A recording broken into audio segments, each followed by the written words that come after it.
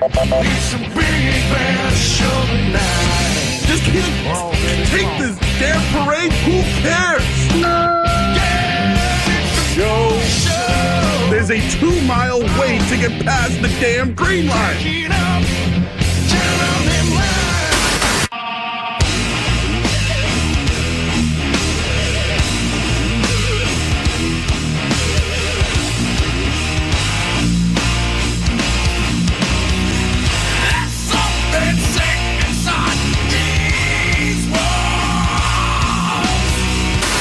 Anyone who gets hit by a bear in the neighborhood, call Joe Murray. I happen to trust Joe Murray. First time I ever met Joe Murray was at a hoot. Welcome in, 98.5 The Sports Hub. I'm Joe Murray. Full show tonight.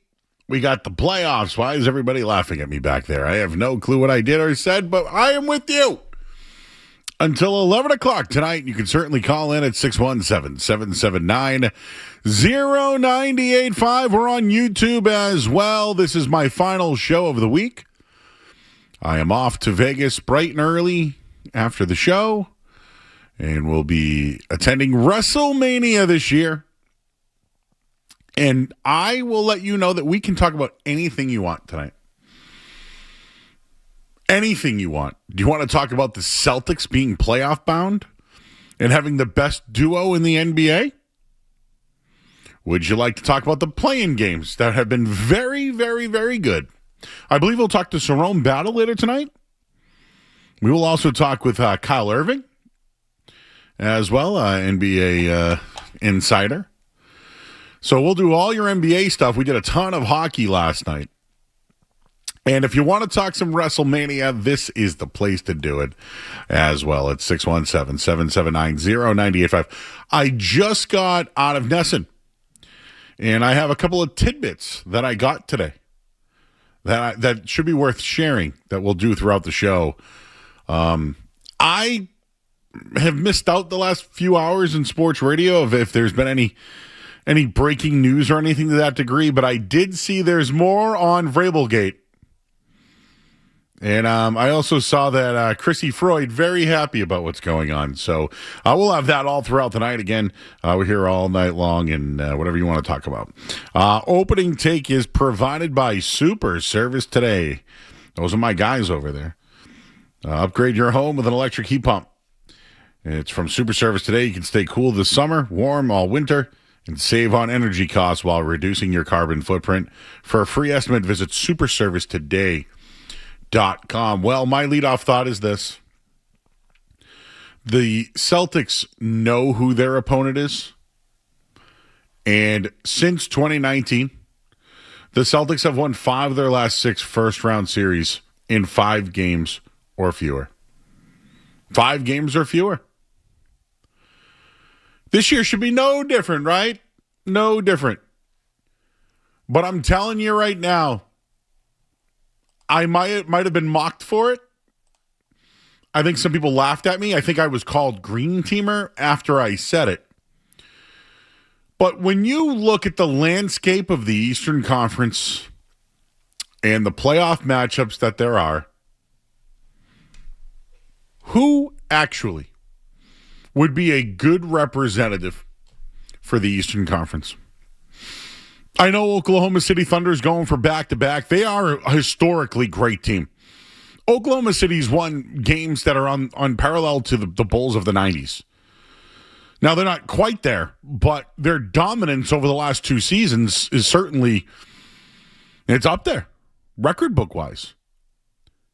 So, yeah, Oklahoma City's great, and San Antonio has Victor Wembanyama and, Stephon Castle and a group of characters that have propelled them to 62 wins this year.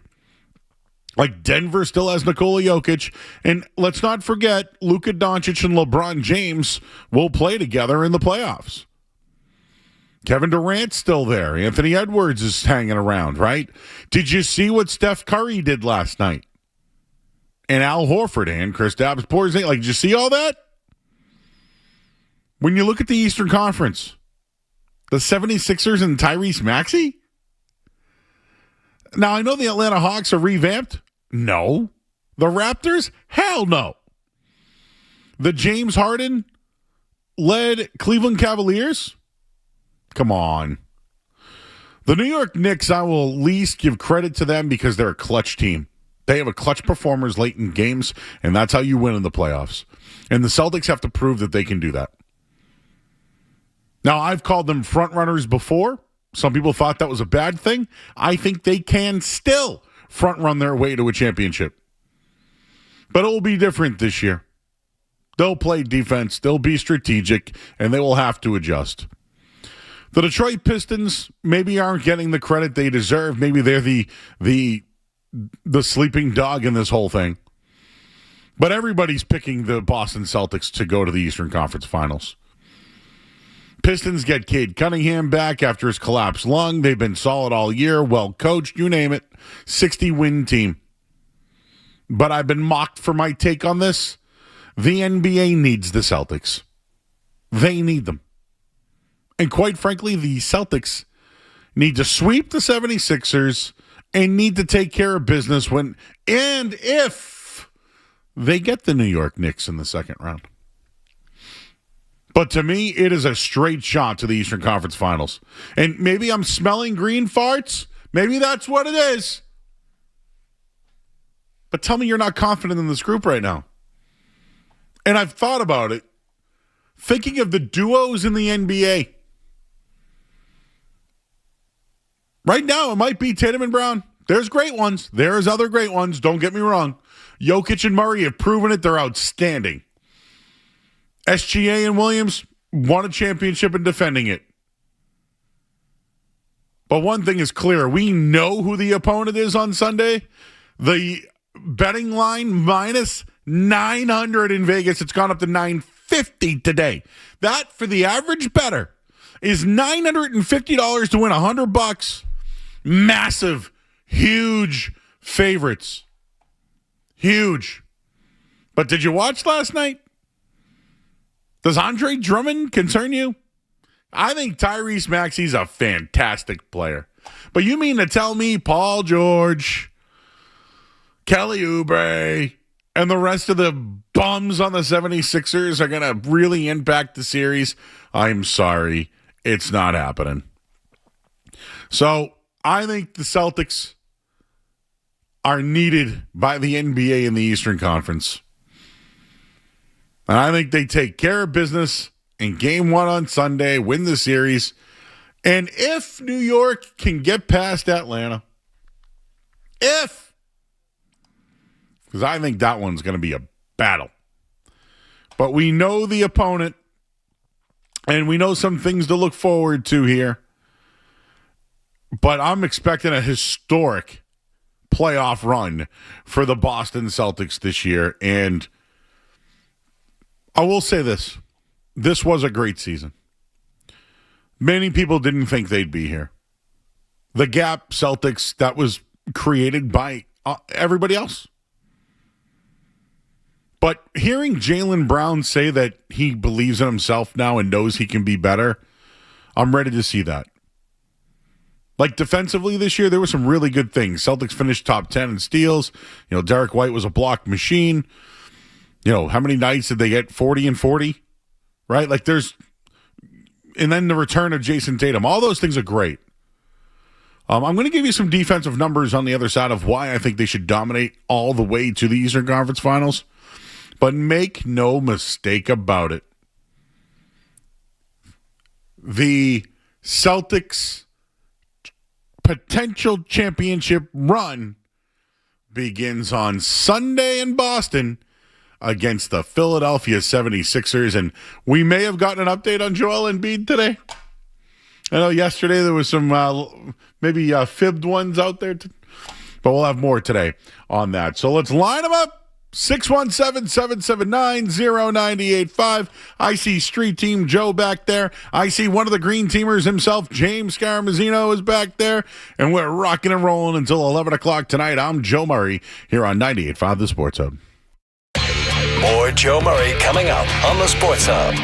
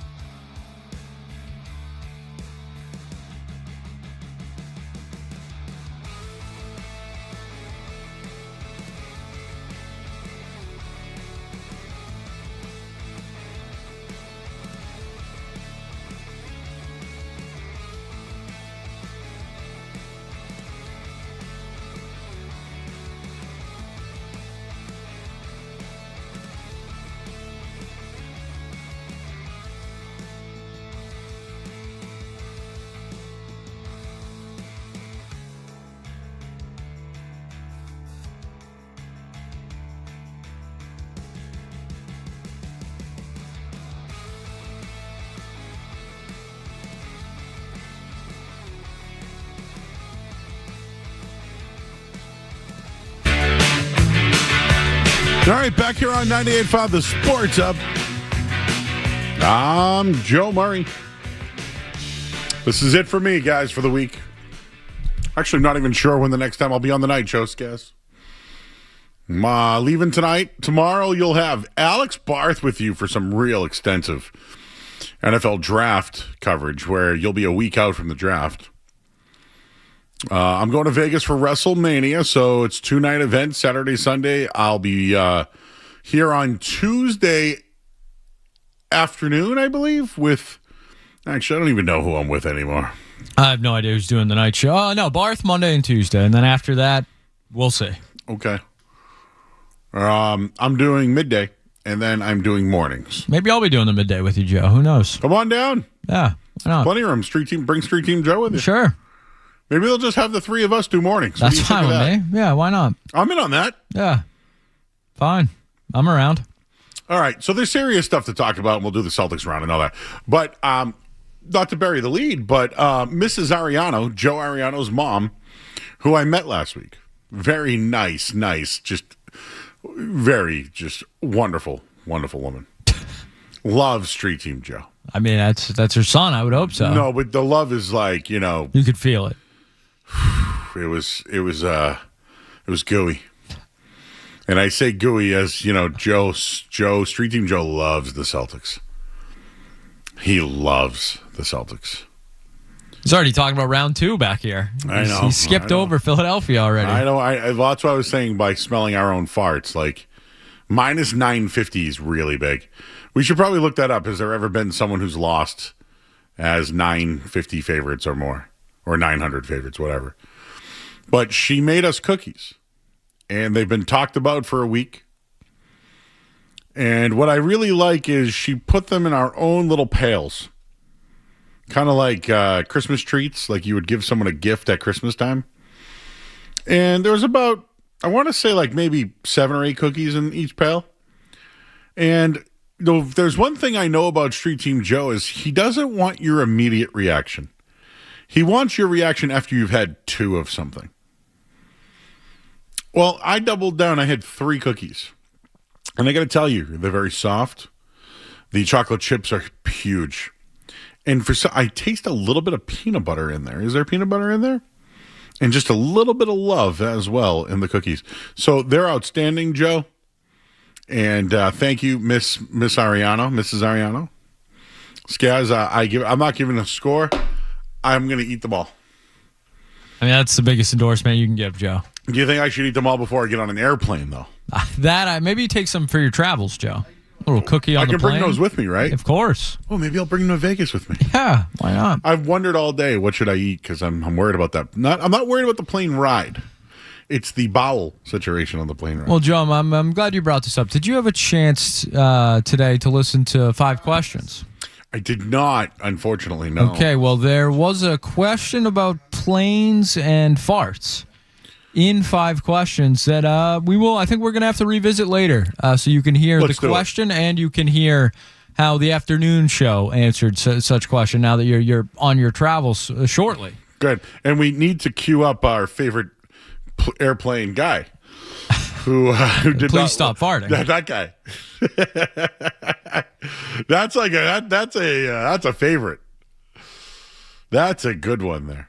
Joe, just quickly on the first round odds and upsets. The We Believe Warriors of the 2006-2007 NBA season, they beat the Mavericks, who won 67 games that season. They were plus 1,200, and the Mavericks were roughly minus 1,800 favorites. So almost double the favorites the Boston Celtics are. Holy smokes. Who was 07, though? 07, 08 Warriors? Well, this is the 06-07 Warriors. Is that Latrell Sprewell, or am I old? No, I think this is like Baron Davis, Monte Ellis. Wow, that's a huge. And I remember the Denver beat Seattle as a 1-8 seed. Let's see, 06-07 Warriors. That's right, Matt Barnes, Baron Davis. You were right, Mike Dunleavy, Al Harrington, Steven Jackson. Monte Ellis, yeah, he was awesome. Michael Petras. Oh, yeah, former Celtic. Number 27, I believe. 27 or 28. Wow. Frenchman.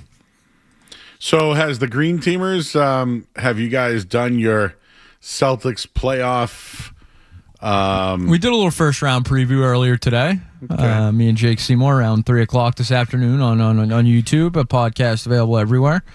I think the 76ers are a good first-round matchup for the Celtics. I think it allows them to play more guys than they probably would have against the Magic. I think the 76ers want to score. I know pace has been kind of a hot-button topic for Jaylen Brown and the Celtics this year, but by possessions and by pace, the 76ers are 13th to 15th in the league, depending on the metric you use, and the Celtics are dead last in the league. So if you're looking for something in the 76ers' favor, they do like to run. Maxey likes to obviously run and score at will, but I think that almost plays into the Celtics' hand, especially with this roster. You're going to try and outscore them. I just don't think that's a recipe for success for Philadelphia. So I'm in on this first-round matchup. 5 games, Joe. 5 games is where I'm at. No one's going to like this take, especially people who look into big-time matchups and the reasons why people win and lose, guys. But have you seen the numbers of Baylor Sharman defensively this year? Have you also seen the numbers of Baylor Sharman versus Tyrese Maxey? I wouldn't. Now, if we were down in the playground, I would never pick Sharman to be the guy to cover Maxey. But in the previous matchup that they played against each other, he owned him. And I think Tyrese Maxey's incredible, by the way.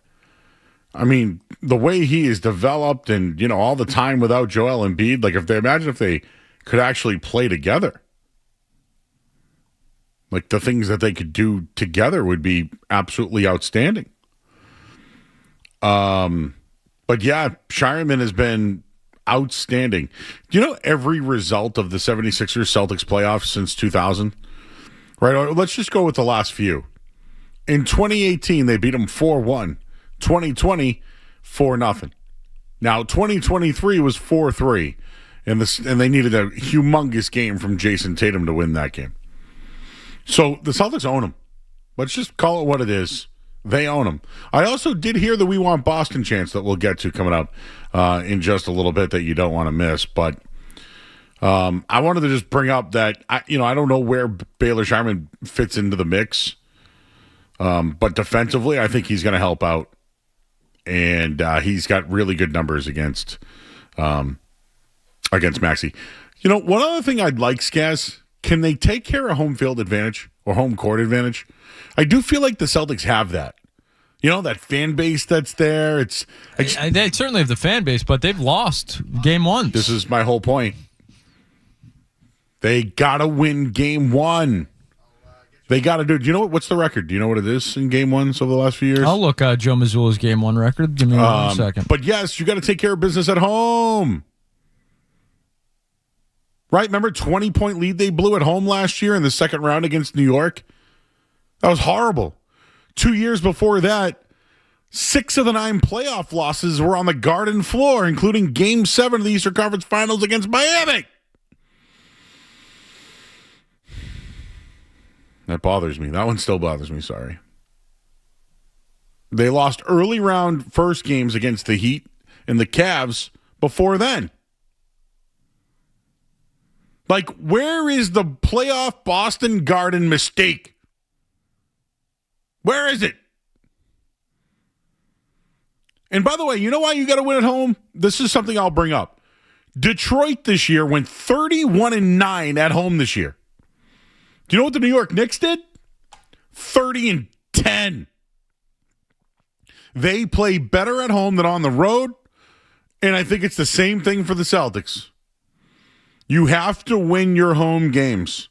I know things won't be perfect at home, but you got to be better than anything we've seen over the last few seasons, and you have to be better in opening first games because it hasn't been good. All right. They haven't lost a game 1 since 20. Let's see. So in the first round, they haven't lost a game 1 since 2020. In the second round, In 2021, they lost Game 1 to the Nets. In 2022 and 23, they lost Game 1 to the Hawks. They lost Game 2 to the Heat in 23-24. And then last year, they lost Games 1 and 2 to the Magic. Or is that... No. I'm trying to... Yeah, no, last year it was New York. Remember Game 2? Yes. Yeah, I'm sorry. Yes. Lead. Yeah. They had a lead in both games and they blew them both. Yes, they lost Games 1 and 2 to New York. Yep. Drives me crazy. So I'm sorry. They lost to the Sixers in Game 1 in 22-23 and the Bucks in Game 1 in 21-22. And then you look at that Heat series, both years, 21 and 22-23, they lost Game 1. So, yeah, a little bit of a problem, Joe. Not a massive problem, but a little bit of a problem. All right, I told the people they can talk about whatever they want tonight, so let's do it. We got Matt in Charleston. Matt. Oh, hey, come back to me after the break. Sorry.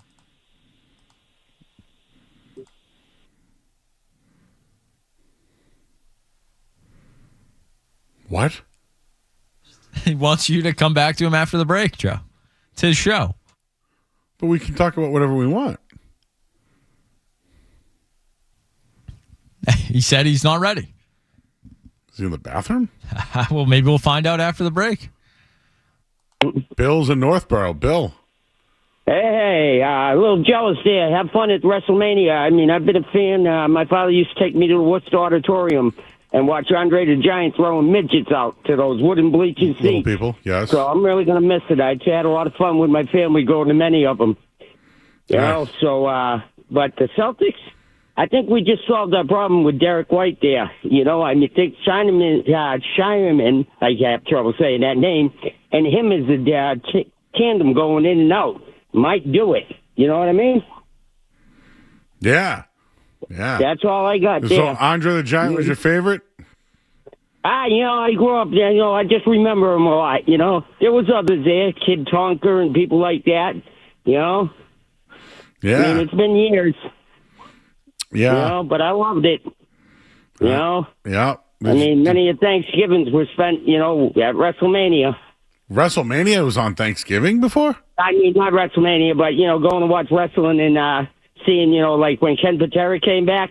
Yeah. You know, I got to see that, you know, and I got pictures of my daughter and my son sitting there eating dinner with him in the back. Wow. What's your favorite finisher? Huh? What's your favorite finisher? I'd probably say I liked one off the rope, you know, when he came down with his leg. You know, there was a couple of them that did it, you know. The leg drop off top the rope? Yeah. The Bobby Eaton did that. Yep. Oh, yeah. There was a few, you know. The Ultimate Warrior. Yeah. You know. All right. Well, you take care and you have a good weekend, all right? You take care, too. Yeah. Andre the Giant.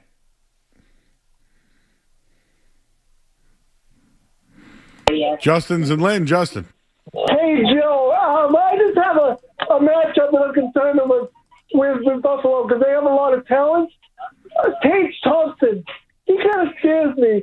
I'm just concerned about how he's going to be against the Bruins in this series. Here's the deal. I think they're playing with house money, Justin.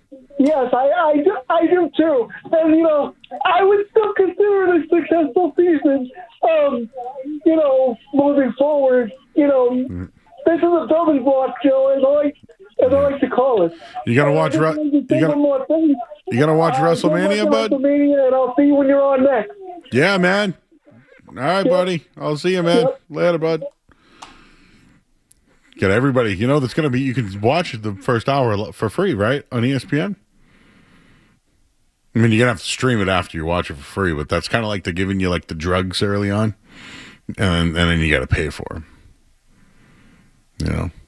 Street Team Joe could have been a wrestler. What do you think, guys? He is. He's good on the mic. I'll give him that. I think he could cut a promo. He's not afraid to get the people going. He likes to do the Rudy speech, maybe something of that. He'd be like he could wear like a varsity jacket. The Rudy of wrestling, yeah. A varsity jacket. Now, I don't know about that, but maybe. Like call him Fighting Joe? I keep looking at him. He looks like somebody, and I can't really. I'm trying to put it together. Biff? Does not look like Biff. I don't know why Zoe says that. He doesn't look like Biff at all. No, I would agree with that. He does not really look like Hogdale either. No. Hogdale's like 6'6", I heard. Really? I didn't know. I thought he was like a taller man. But I heard he was tall. I didn't realize he was quite that tall. I mean, I'm 6'3". Anybody that's taller than me is tall. That's the way I feel about it. Whoa. Do you guys like Liquid Death? I don't know if I've ever had it, John. Me either. You about to spoil an in or out? I don't know, Jim. I got a little nugget earlier today. Oh, a tidbit. Talked to a legendary sports agent today, Lee Steinberg. Okay. It's like Patrick Mahomes' agent and, Troy Aikman, Steve Young, Drew Bledsoe, all those guys. Sure. And he just wrote a book about, dealing with adversity. And he's got a couple of books. But anyways, I asked him about the Patriots situation because he's pretty tight with the Patriots. And I asked him, do you think we will hear from the Patriots before the draft regarding the Canoodle Gate? As we have more information on that today, Skaz, is that validated information? Or is that hearsay? I think it's speculation, as more most things speculation are these days. I think it may have been informed speculation, as they like to call it in the biz. Okay. And we're getting it from both sides now. We're getting former people who used to cover him. Tennessee Lipschatz is who you're referring to, I think. And then Jared Stillman. You get, what's her name there? The other girl is now going after Diana Rossini. That girl's been fired. Oh, already? Yes. Oh, this is, wow. Talk about ruining lives. Well, that's her own fault. Oh, my God. I feel like when you miss a couple of hours without sports radio, things happen. Notice that? All right. Well, we got more. I wanted to get into that. That was a tease, by the way. That was a tease. I got an answer for you. Craig Breslow spoke today. There's an article in the Globe regarding Roman Anthony. The Bruins will play on Sunday as well. We just don't know what time yet. Is that also correct? So anything you guys want to talk about tonight, 617-779-0985. I see you guys in the chat as well. Chuck Olson's in there. I see Street Team Joe's in there. Frank Rizzo, Gretz, Rust Fox, some more. Rust again. Brian Griffin's in there. We got Matt H. is always in there. Seaside. Who else we got here? Jay Runs. Wants to know what the best beef is near Danversport. Duh, it's Modern Butcher. So we're here until 11 o'clock tonight. I'm Joe Murray, listening to 98.5 The Sports Hub. Essential Sports Hub headline presented by Celsius Energy Drinks. All right, Red Sox off until tomorrow. They'll take on the Detroit Tigers. We're still awaiting a time on the Boston Bruins, but it looks like both playoff games for the Bruins and the Celtics will begin on Sunday. We know the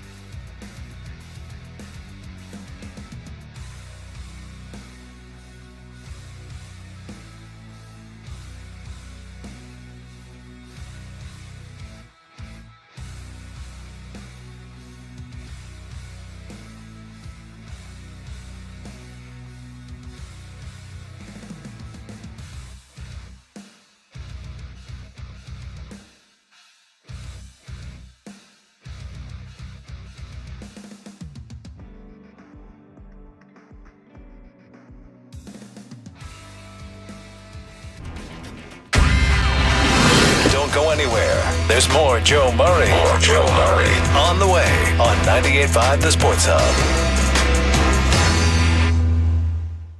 Are you looking for the perfect spot for your wedding? Consider Wedgwood Pines Country Club in Stowe. Host up to 250 guests in their grand ballroom with private lounge and patio space overlooking a richly manicured golf course. Visit the weddings section at wedgwoodpines.com for more info and pricing.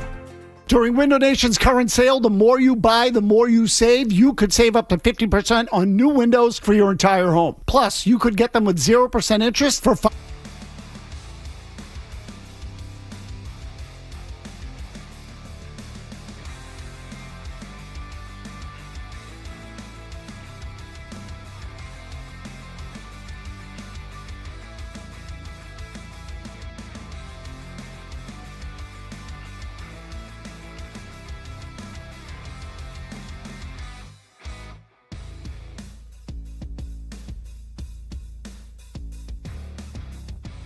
organizations is not an endorsement by Bank of America Corporation.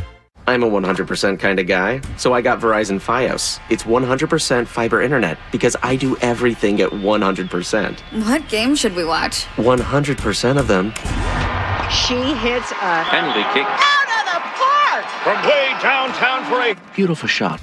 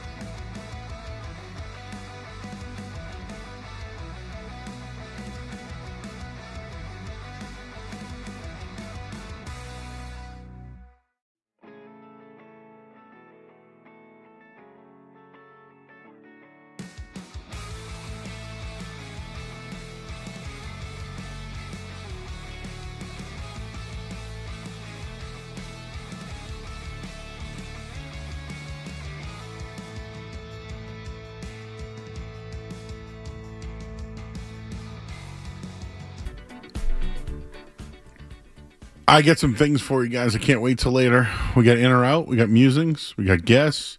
We got cookies. Feel free to call in at 617-779-0985. Just real quick, Craig Breslow, he does like a weekly interview. One of the questions that was asked of him today, do you think that the organization is fully accounted for the absence of the leadership of a guy like Alex Bregman? What do you think his answer was, Kes? Something very wishy-washy? Something that literally didn't answer the question. Yeah, I would say that's Craig Breslow's MO. And then it was asked about the money, because if you saw this week that they're actually 12th in spending, not 6th. That's worse, right? Well, when he was asked about it, he goes, I don't talk about money. No, I mean, why would he? It's not something he's really familiar with, so we probably shouldn't talk about it. That's true. What does Craig Breslow make of Alex Cora's comments involving rewarding young players? What do you think he said there? Again, I'm going to go with something nonsensical. Probably talked himself in circles a little bit, credited the organization, I'm sure, in their player development process. Basically a word salad. Yeah, something to like, what was the word that Casey used last night? Synergistic? Synergistic, yes. Yeah. We were learning last night. Yeah. Casey Hudson educating the people. That's right. We're going to share that soon. I think it drops at 9 o'clock tonight, the interview from last night. I believe that is correct. Thank you, Jake Seymour, for producing that. Basically, we don't need a sponsorship for that guy. We don't have to have him on. He's not going to say anything. And you know what? At this point, I don't want, like, hey, how do you feel about the team? We believe in our guys are going to play better than they are now. That's what he's saying. Why? Why does he feel that way? I'd like to know. Yeah. Are you guys doing better outfield and infield drills? Are you driving the knob? Hey, Craig, why does your team suck? Hey, Craig, so are you afraid to make moves because all these players that are on the team, you could have traded at one point, but you didn't? Can I give you a Red Sox thing I heard today that kind of went right up my keister? Up the keister. Yeah, this one bugged me. Not Joe. in the keister. No, this was up the keister. Worse.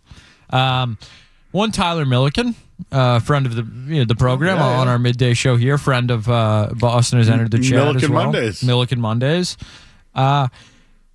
He, in regards to the Jared Carabas-Maz discussion on Alex Cora and if he's the right fit for this team, he said that there's still a belief that one day Alex Cora will replace Craig Breslow, or that Alex Cora will be promoted to their chief baseball guy, that CBO role or whatever it is. My question is, what has Alex Cora done to warrant that promotion, and why would we want Alex Cora in that position? Because from my perspective, things under Alex Cora have been pretty bad and consistently underwhelming at the start of seasons, which gonna have to put it on the manager. His teams don't field well. They don't play situationally good baseball. They don't know how many outs there are. So I don't understand this, why the Red Sox are so indebted to Alex Cora. Because he came back after he cheated? So they owe him something? I don't really get the organization's infatuation with Alex Cora. I would say that if it doesn't work out this year, he's not back. That would be good, I think.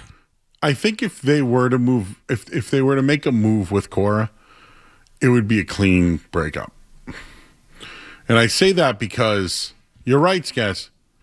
Maybe he is just waiting for Breslow to screw up real bad and just take the job. That's good. That's a well-run organization. But no one else wants the job. Nobody else wanted it. Well, because it's not a real job. It's not. You're a listener. You're a doer. You're a button pusher. You're a figurehead. Well, yeah. Barely. Do you think Cora could be that?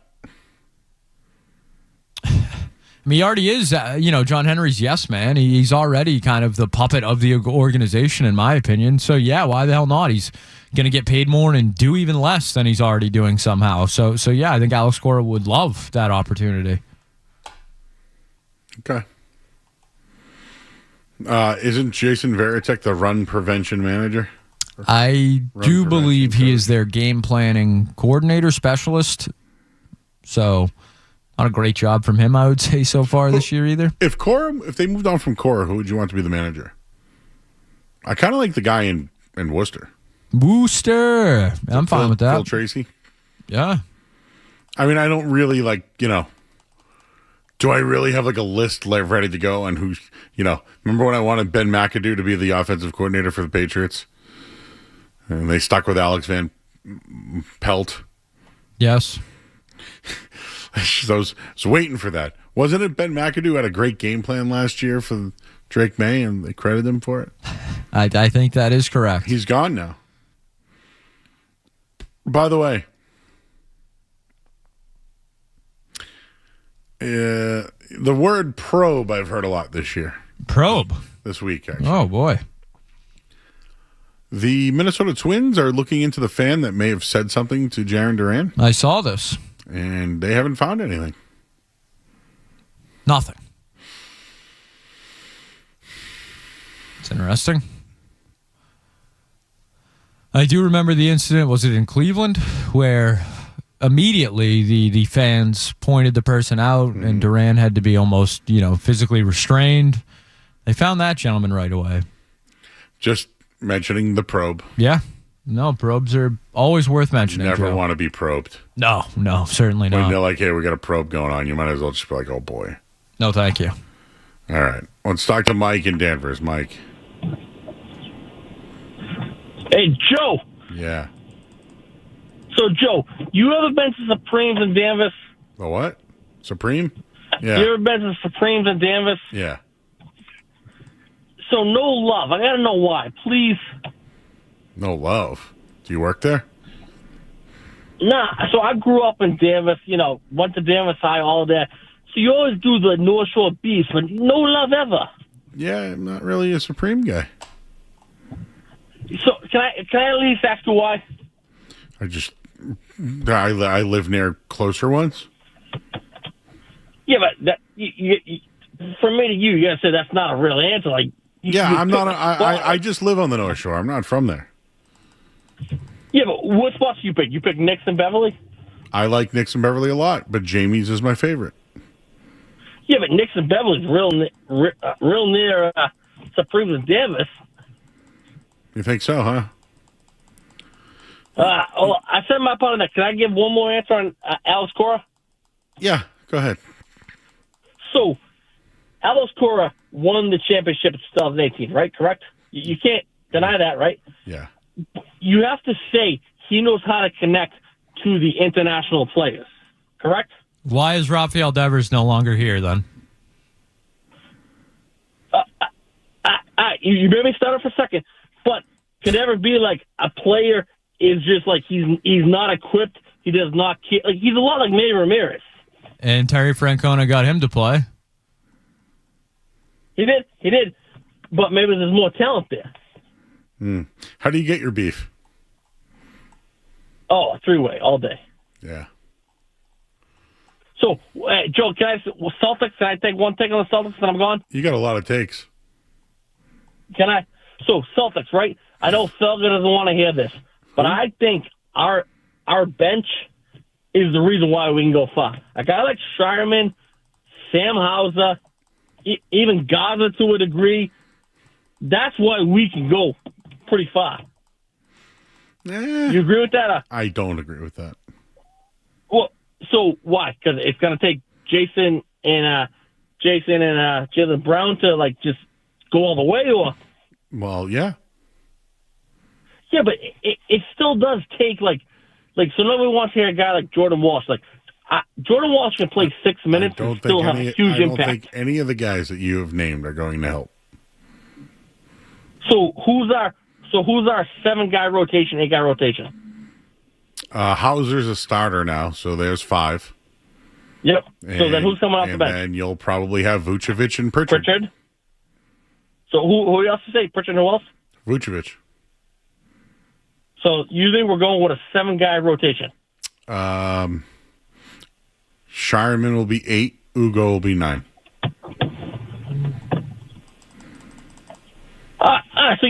So the bench to you though is just they're going to play minutes while the starters just rest. If the Celtics are going to win a championship, it's because of Tatum and Brown. 100%. But I think Schreiman could be like an Eddie House. Yeah. Eddie House? So Eddie House, when they won the 08 championship, he came in and he was a spark. But he was a 2-guard. No, I was trying to say a guy coming off the bench can be a spark. Mm-hmm. What else you like in Danvers? You ever been to Mike's Pastry over? Not Mike's Pastry. Mike's Pizza and More over near the.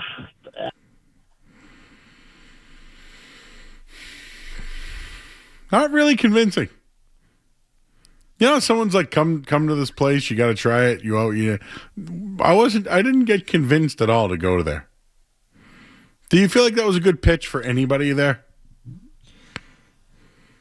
I checked out of that one, Joe. By his third point, I had, there's only so much. There's a lot going on back here. Okay. Let's hear what Christian has to say. Hello. I wanted to ask about your realistic expectations if the Red Sox really went all in with teams like the Dodgers lurking out there. Oh, what do you mean? If you really are acceptable, if we went to 5 straight World Series and we lost them all, could you really call yourself proud to be a fan at that point? The Buffalo Bills went to 4, and they're not proud. That was horrible, right? Yeah. Exactly. So we can't. It's like, think about when the Celtics, when in the NBA, they had the Warriors and Cavs going at it every year. Are you saying that nobody should compete because the Dodgers are here? I'm saying you got to pick when you hold them, when you fold them. So when have the Red Sox picked to go all in? We have won more World Series than anyone except for the Dodgers in the last 20 years, first of all. I'm a fan. I'm allowed to say we. You are allowed to say too, as long as you're a fan. As long as you support them, you're part of it. No, that's I disagree. So wait. That's nonsense? Wait, so you just think that they need to fold them now because of the Dodgers? No, I think that the Dodgers are too good, and then the Blue Jays almost beat them. So then what's the point? Why even play the game, son? No, I'm just saying for right now that we have plenty of World Series championships. We are overdue, yes. So the 4 World Championships, we should just call it a night. No, we picked and chose. The Yankees, You remember the Yankees should have stopped playing baseball years ago then. No, that's different. All these teams that have 2 teams because they're too rich, that's a totally different situation. You keep moving the goalposts. We do not have that problem. Christian, I want to let you know that the Red Sox are a group called Fenway Sports Group. I know. I understand that they have plenty of money, and they're putting it into something else. Well, yes. I think you're the worst kind of fan, Christian. I understand that. I can feel you, but I want to. Why should I go to Fenway Park? Why should I go to Fenway Park and spend $500? Why should you have gone to a Celtics game after they traded their entire team away and they admitted that they were going to do it? Because they're the 2 seed in the East and they have Jason Tatum and Jaylen Brown, 2 players with titles. So who do the Red Sox have? If we won, think about beating the Yankees with no salary. So think about it. But the Celtics, I don't have to think about. They actually did it. You see, that's the difference. Yep. Well, I know, and we can still go further. We can still always go further. You're not living in reality, though. In between the World Series, we tanked in between the World Series wins. So you're okay with that? I'm okay with riding the waves. Yeah, I just think that's lazy. Riding the wave of what? Of the natural flow of the game. And what if you were a White Sox fan? What if you were a White Sox fan? Then you just accept sucking forever? If I was a White Sox fan, I would be proud with every achievement we got. But what have the White Sox done? Yeah, what are their achievements? 2005. They win some. They get. All right, yeah, all right. That's a good. That's not what I want. I'm saying that we have proved that we can do it, and we can do it again, and we can do it for less than the luxury tax. The Celtics or the Red Sox? The Red Sox. The Red Sox. Oh. Especially because there's no salary cap. We can wait until we can go all in. What are you doing over there? You think they're going all in now? No, I asked, what are you doing? I think going all in is keeping the Bregman, going after Pete Alonso. Like, I've been listening. I pay attention to you guys. Yeah. I don't even get my news from firsthand. Oh, really? I listen to what you guys want, and I try and see if it's realistic. And I don't think it's realistic right now. What's your favorite show? The Astros were on top, and now the Dodgers are on top. We can be on top again. Okay. What's your favorite show? My favorite show ever? Here. Attack on Titan. What is it? What did he say? Attack on Titan, I believe, an anime show, I think is what he said there, if I'm correct. What a way to live, though. I'm kind of jealous. Gonna ride the waves, guys. Doesn't matter what happens. It's all okay. I have no control They've over... won more championships than the Dodgers. Talk about being a passenger in your own life. A guy just accepts whatever happens. Whatever will be, Joe. Why should I care? Who cares if I have to spend $250 to watch a baseball game? Who cares if the streaming service is more expensive than Netflix and Disney Plus and Hulu and it doesn't really work and they're buying and selling other franchises? Who cares that they only have one camera that works for the broadcast sometimes because they won a World Series when I was 10 years old? So now they have a pass for the rest of my life. Oh, and they traded potentially 3 Hall of Famers? Yes. Yep. Maybe 4 if you want to throw Chris Sale in there at some point. Yeah, but it's the waves, bro. It's all about the waves. Ride the wave, bro. If I'm ever that apoplectic, Joe, just man. Get the Got pillow. my new City Connectors, Get man. the pillow. That's tough. You gonna go over to New Dia before the game today? Yeah. What'd you like better, Skaz? The beef guy or the wave guy? Can I take C? None of the above. Why are you giving no love to Supreme, man? And I asked if he worked there. I've been. I'm familiar with the clothing company Supreme, but that's about it. Think Joe would want to do a tour of the North Shore Beefs? Joe, would you rather ride the wave or drive the knob? Oh, I'm a big knob driver. I might be riding the wave. Well, then that means you're not going to get your barrel lane. Yeah, my barrel's not going to be doing enough work there. Somebody said that to me last night. They go, dude, what the hell were you talking about barrel lanes? Glad I wasn't alone. I was like, when you get the knob out. I hope you did the wind sound effects for him. The barrel gets more area. No, we need a bat. Is there a bat here? Got to be somewhere. Street Team Joe can find us a baseball bat. Sorry, with the Sports Hub is brought to you by Valvoline. It's an oil change. Enjoy quick and convenient vehicle maintenance this month. Visit NorwicandOilChange.com. You can save 15% off your next drive through oil change at Valvoline. It's an oil change. The official oil change of busy people. I'm Joe Murray. We got more hours to go. You're listening to Joe Murray on 98.5.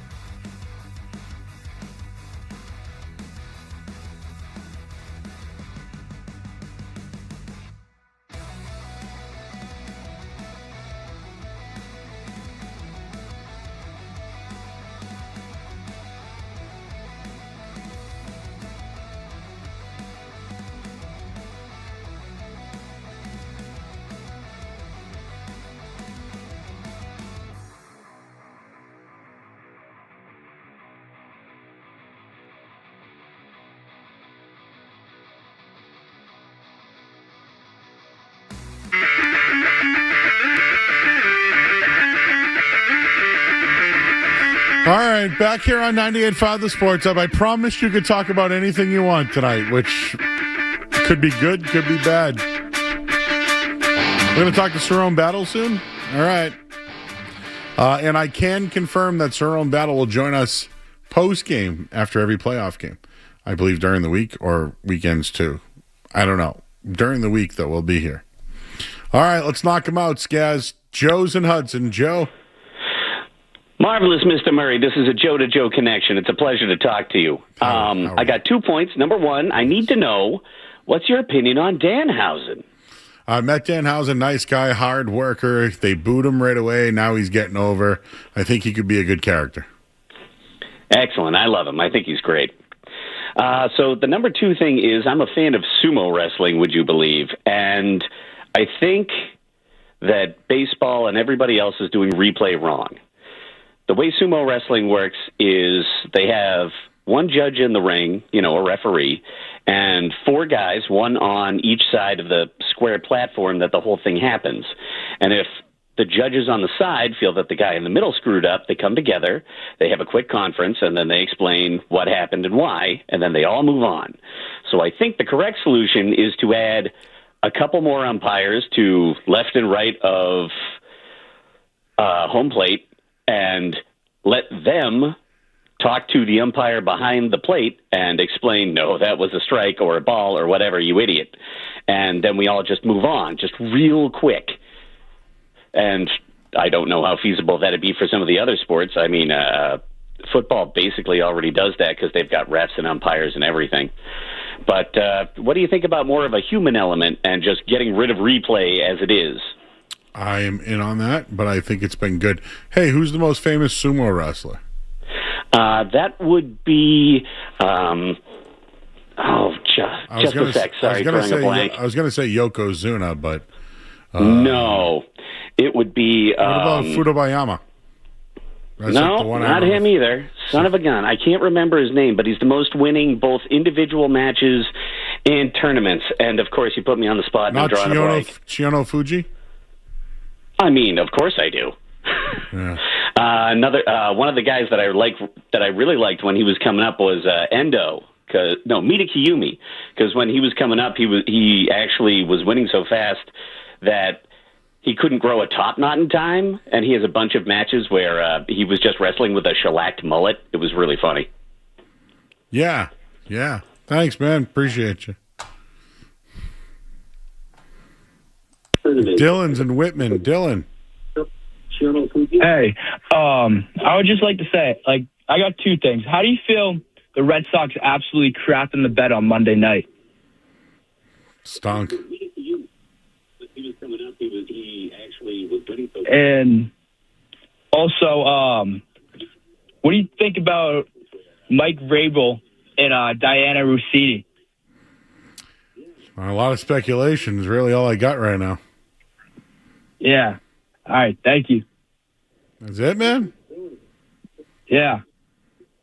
All right. Everything good? He hung up. Dave's in Winchester. Dave. So, you ever go to the bagel spot in Winchester and get those excellent bagels? Dude, I was in Winchester today. Yeah? Did you know it's like a very indescript place. It's across from like the town pantry. So it looks like nothing. Can I tell you about something? The dude I was with today ate a bagel in front of me from there. Yeah? It smelled great. You didn't partake? Well, he got it before I saw him. And then what happened? He cut my hair. You don't have any hair. Yes, I do. I have a beard. Oh, yeah, true, yeah. I don't have any hair either. I have a beard. Yeah, but I go to the barber. I didn't mean to be insulting. I didn't take it as my barber's in Winchester. It's Tonsor Lounge. His name's Kevin. Go see him. He'll give you a nice shave. Tell him I sent you. No, I go see Leah over in Belmont Center. Oh, that's you got to go to Winchester. Well, I live in Winchester, but why wouldn't you get your hair cut then? There.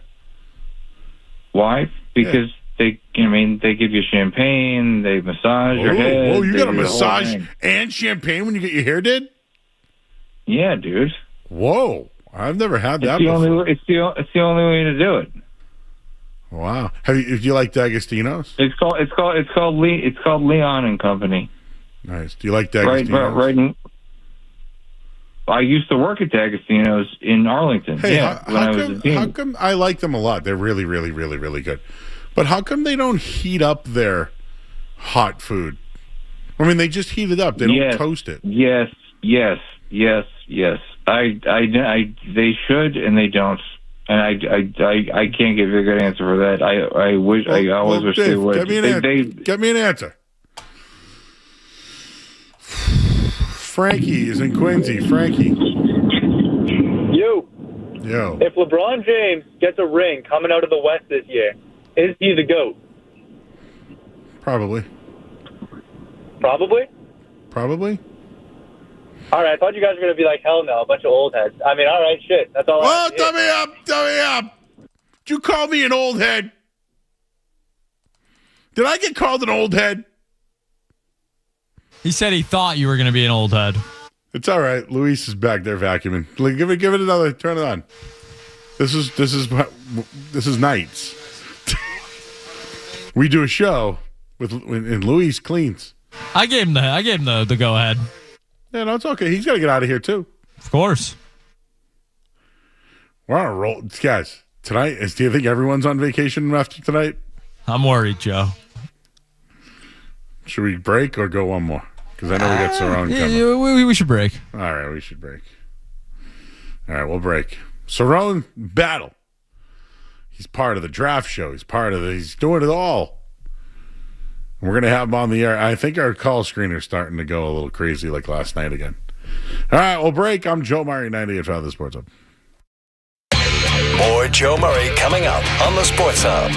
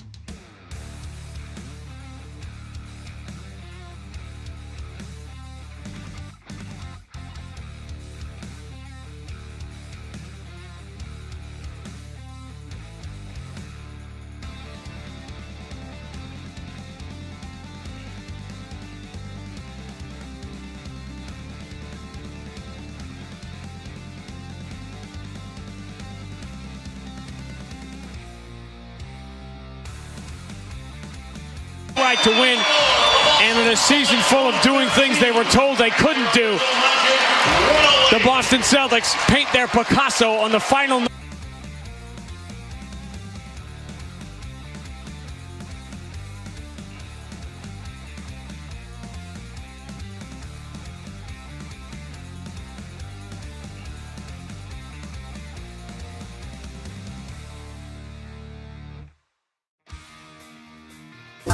All right, back here on 98.5 The Sports Hub. I was giving my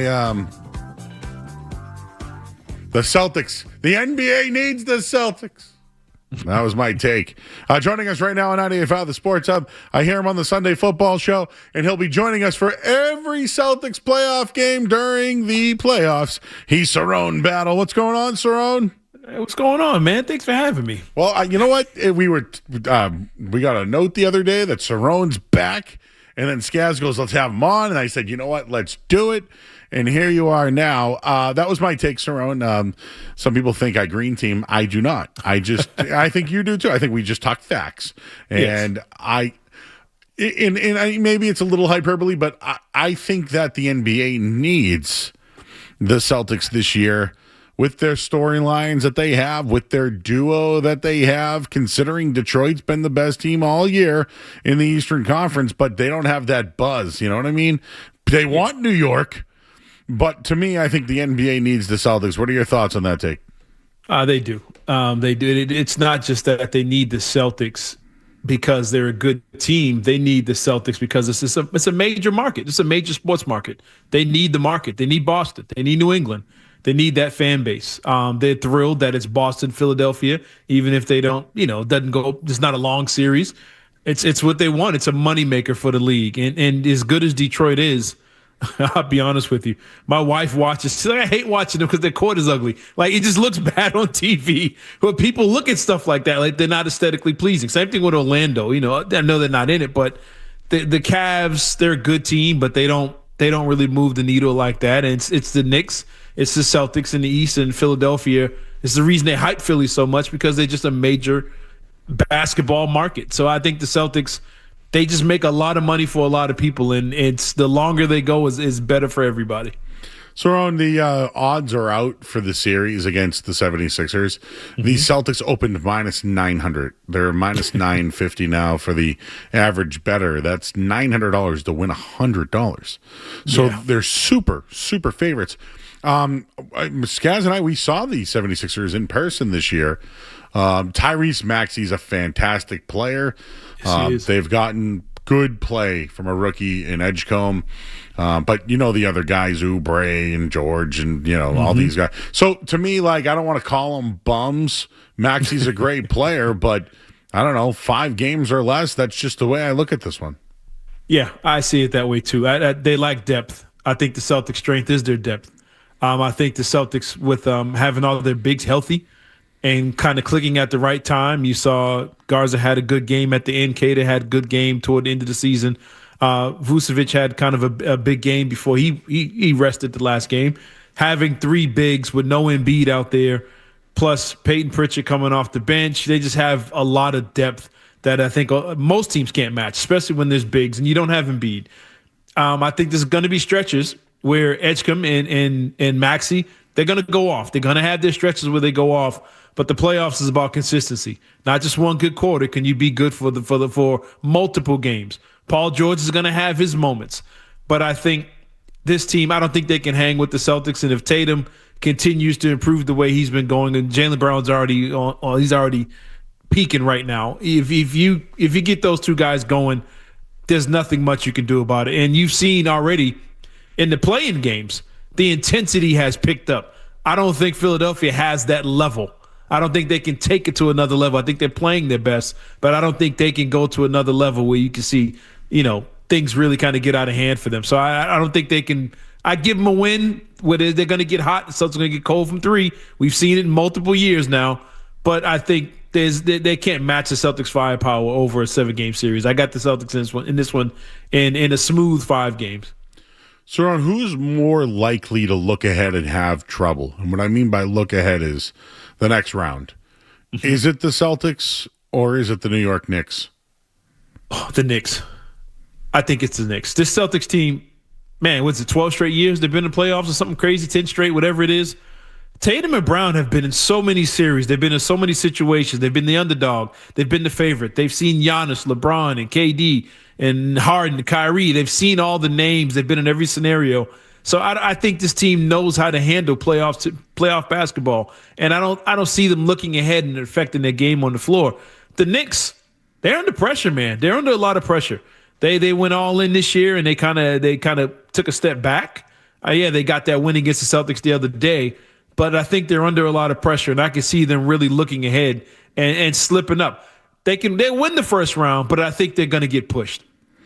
All right.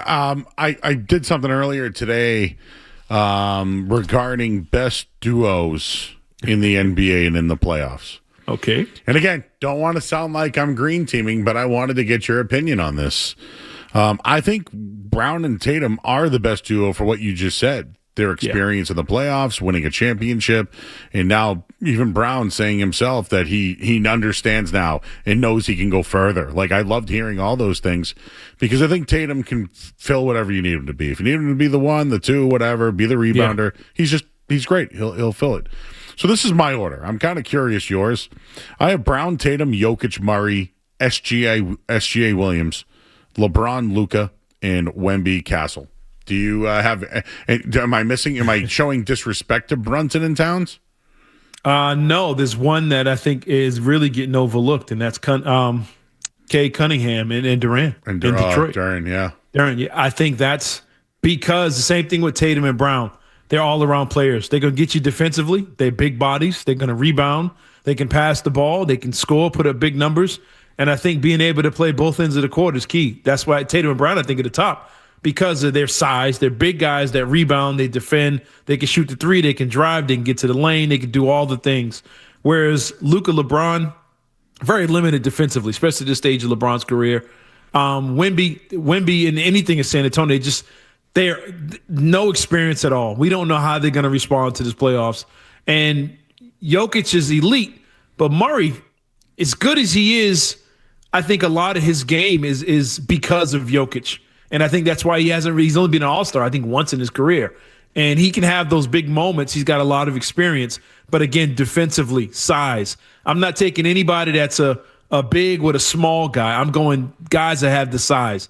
Tatum and Brown have the size. Cunningham and Durant and Detroit have the size. I think those are the guys you're going to win. SGA, that OKC, they really have a trio of guys. OKC has experience. They're a good team. And they know how to close you out. So I'd have them in my top three as well. All right, we're talking with Serrone Battle. He's going to be joining us on every post game of the Celtics playoff push. He's also part of the Sunday football show. I got some football stuff before we get out of here tonight.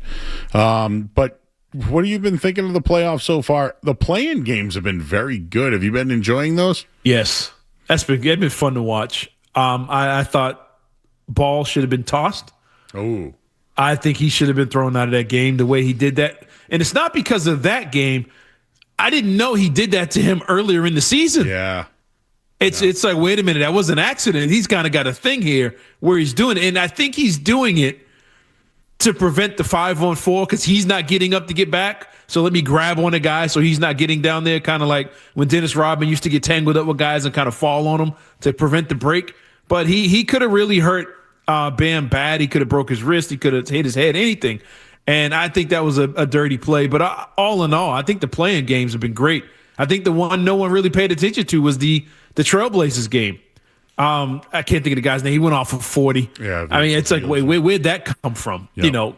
Great game. You see the intensity picking up. And NBA basketball is a great product when everybody's playing for something and they're playing hard. And you saw it early in the play-in. How about Al Horford last night and Steph Curry and Kristaps Porzingis? I was going to say, and I did like the quote at the end of the game. I have to say that. I don't know if it was Steve Kerr or Curry or one of them, but they said, what did you think of Porzingis and Horford's night? And they say, hey, those guys are champions. And So by the way, last night we all had the Clippers here and they were rolling, bro. But the fourth quarter, that Steph Curry is still Steph Curry, and yes, he is. Man, I love him. He really is. Like I don't like. I guess I'll ask you this: do you think in the long run, Steph Curry was good for the NBA, or did he change it to a 3-point game and that anybody any size can play that game? Ooh. Yeah, I think it's kind of both. I think he himself. He's must-see TV. When he's on, you tune in. And when he was at his best, you wanted to see what he was doing. He was great for the NBA. Globally, his impact on the game, I think he's one of the, I would say, top 3 influential players ever because of that. Now, the 3-point thing, I don't kind of blame him for it. I blame the D'Antoni, James Harden, that Rockets team. That became the copycat thing. Let me get one guy, high pick and roll, and get 4 shooters out there. We're just going to shoot a bunch of threes. That was a D'Antoni thing because the Warriors they weren't taking 50 threes a night. They were just making the 30 that they attempted. But I think he was great for the league. Steph was, excuse me, he's just a fun guy to watch. He still is. He's a killer. I called him on Twitter last night. This guy's a boogeyman. You're just so worried about him. You don't even look at the other 4 guys on the court, and that's how Al Horford can have the night he had. Porzingis, Draymond making plays down the stretch. You're just so worried about Steph. You're so concerned. You get nervous when he's out there. When he gets it going, there's not much you can do about it. He's a joy to watch, and he's easily one of the top great players of all time. Oh, absolutely. And I keep saying that. I think when LeBron and Steph move on, the best American player will be Jason Tatum. Thoughts? Yeah, I think he is now. I think he's better than those guys now because they can't. Steph had that moment last night. LeBron has his moments, but they can't do it over an 80-game season. Steph can do that because he sat out 40 games, so he has his legs. You see what I'm saying? He can't play night in and night out. He even went out in that game yesterday. He had his knee wrapped up. He just can't be consistent with it now. LeBron James, yeah, he gets his numbers, but he has no impact. Luka went down, and everybody said, the Lakers are done in the first round. It's like, wait a minute, they still got LeBron James. He has no impact on winning. You would figure LeBron alone can carry you against a Houston team with no point guard, but because he's impact, he is going to get his numbers, but he's not going to impact the game, kind of like what Steph did last night, or Tatum over a long series. He's not going to impact it defensively on the glass and just dictate the game the way Tatum can now. Career-wise, Steph and LeBron, they're way ahead at where Tatum's at, way ahead. But LeBron at 41, Steph at 37, 38, whatever he is, they're not what Tatum is now at 29 years old, whatever it is. I mean, he's better than those guys now. And I think he's been the best American player for the last couple of years. Agreed. Absolutely agree. Just wanted to touch on one more thing regarding the New York Knicks. They're really a good clutch team. I have to admit that. We saw what they did against the Celtics recently, right? Mm-hmm. Here we are. We're all look. I think I'm definitely looking ahead, and I think we all. And I think Atlanta's really good. Like getting rid of Trae Young was huge for them. Mm-hmm. They're just a better team. But do you think Joe Mazzulla is past what happened last year? And when I think about it, because we did the post games. I hated that they never went to Cada. I hated how stubborn he was. Yeah. I do think he adjusted this year. Like, I can actually sit here and say he made adjustments and kind of changed. Instead of 63s, it's 43s, whatever. I feel like I saw changes. Do you feel that he will make those correct adjustments this year? Yeah, I think not only he will, but I think the players will. I think the player Tatum and Brown, they're going to look for those bigs. Tatum, Brown's done it all season, and you know how Tatum plays with the bigs. He's been playing good with them since he's been back. I think they're going to go inside. I think they would have done it last year. Remember, KP was dealing with whatever he was dealing with. Al at stretches was looking old. He looked overwhelmed against Karl-Anthony Towns, and especially against the other big, I can't think of his name, Mitchell. Mitchell, yeah. He just was overwhelmed by those guys, and I think I looked it up the other day. Cornette, Horford, Porzingis combined, I think, was like 15 points and 8 rebounds combined for the three of them in that series. Poor shooting across the board. They weren't giving you anything, and that's how they blew those leads in that series. I can absolutely see the Celtics bigs with Vucevic, who hasn't been on a contender in his career. He's probably can't wait to get out there. But with Vucevic, Cater, and Garza, the three of them, I can see them having themselves a series against the Knicks, especially with Tatum and Brown on the court together, drawing all the attention. I can see those guys having a big series. But if anything, they're just going to be big bodies on Karl Anthony Towns that can just eliminate him as that series goes on. So I think the Knicks are going to have their hands full, and I don't see the Celtics blowing 20-point leads against this team this year. Those game ones and game twos, they've had problems in those games, and I'm going to circle it. They're 9.5-point favorites in game one, so keep your eyes on that one. So we've had a different champion now, the NBA, over the last 6 years. Would you take OKC to repeat or the field? I'm going to take the field. I'm going to take the field on this one because I think they were a good team last year. They were a really good team. But I'm going to stand by this. I don't know if they'd have won the championship if Halliburton didn't get hurt. Ooh. That was a game 7. That was a good series. If Halliburton doesn't get hurt in that series, and it was a close game still with him not being there until down the stretch, but I think if Halliburton would have played, the Pacers might have stole that series. But I think because of what I saw from that, I want to see what OKC looks like in a 7-game series against a fully healthy, loaded team like the Celtics or some of these other teams, and even in the Western Conference. I think there's going to be some good matchups for them. I think they're going to be tested. But I'm going to take the field in this one. And until someone goes back-to-back, I'm taking the field. All right, Cerrone, I'll get an NFL draft take from you here. I know you do the Sunday football show with Barth, who is obsessed with the draft. After all the shows and a week to go. Oh, yeah. I mean, I love his work, right? Because, I mean, it's like now how many guys are really doing it. But of all the calculations and hours and time you've put into it, we're 1 week away officially. What do you think the Patriots do, and what position do you think their first draft pick will be? I'm going to go edge. Got to go with defensive end. I think this is a good draft that needed defensive end, and I would not hesitate to take one of these guys. I don't think you can go wrong with a lot of them. I think the fans would be happy with whoever you take, if it's Mesidor or Cash Howell from A&M, or the guy like Parker from Clemson. Any one of those guys, I'd be cool with them. Young from Missouri. Yeah, I'd take any one of those guys. I think they're all talented edge rushers. I think in this league, in this pass-happy league, that schedule, you're going to need edge rushers. And I think that's the one weakness on that Patriots team, is having a guy out there that can not only get to the quarterback, but we saw in the Super Bowl, can get back there and break down and make tackles. So many missed tackles and missed opportunities in that game.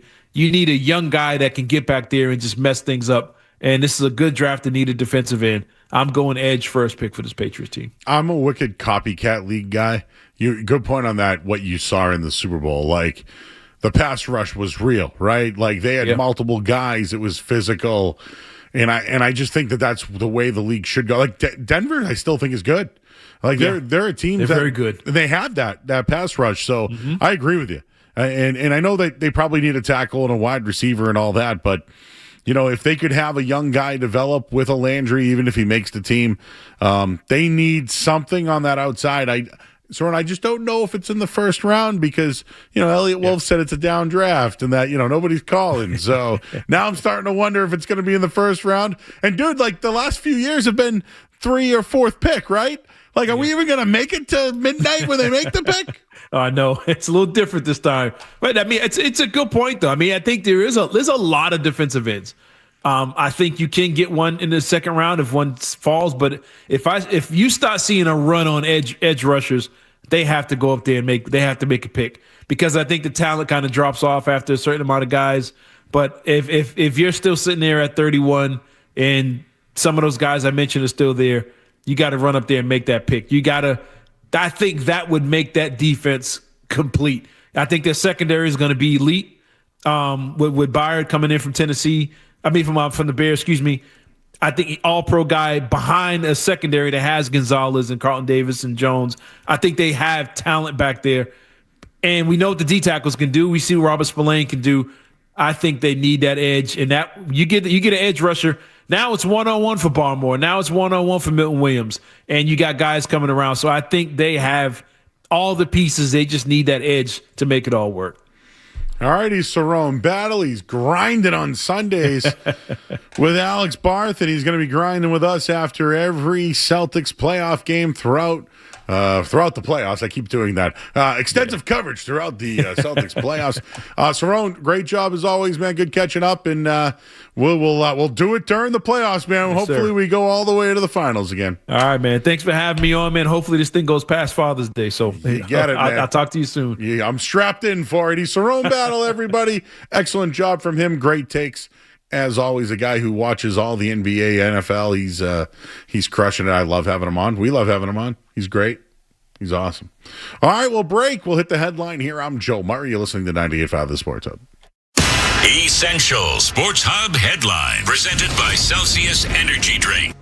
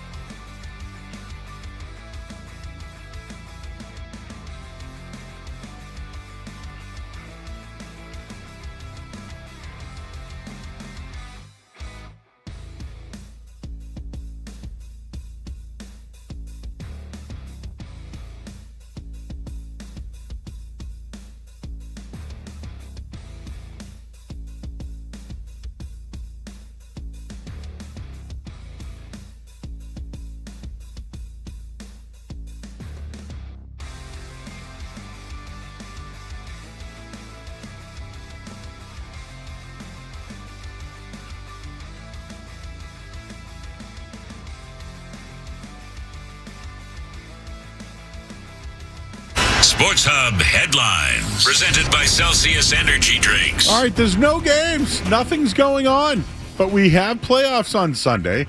We're still awaiting what time the Bruins will play. They're going to play the Buffalo Sabres. And today at practice, James Hankins was on with the other young guys on the team. So it looks like he'll be in the lineup this weekend. We're still just waiting on a time on Sunday. We know the Celtics are going to play at 1 o'clock against the 76ers. They're huge favorites.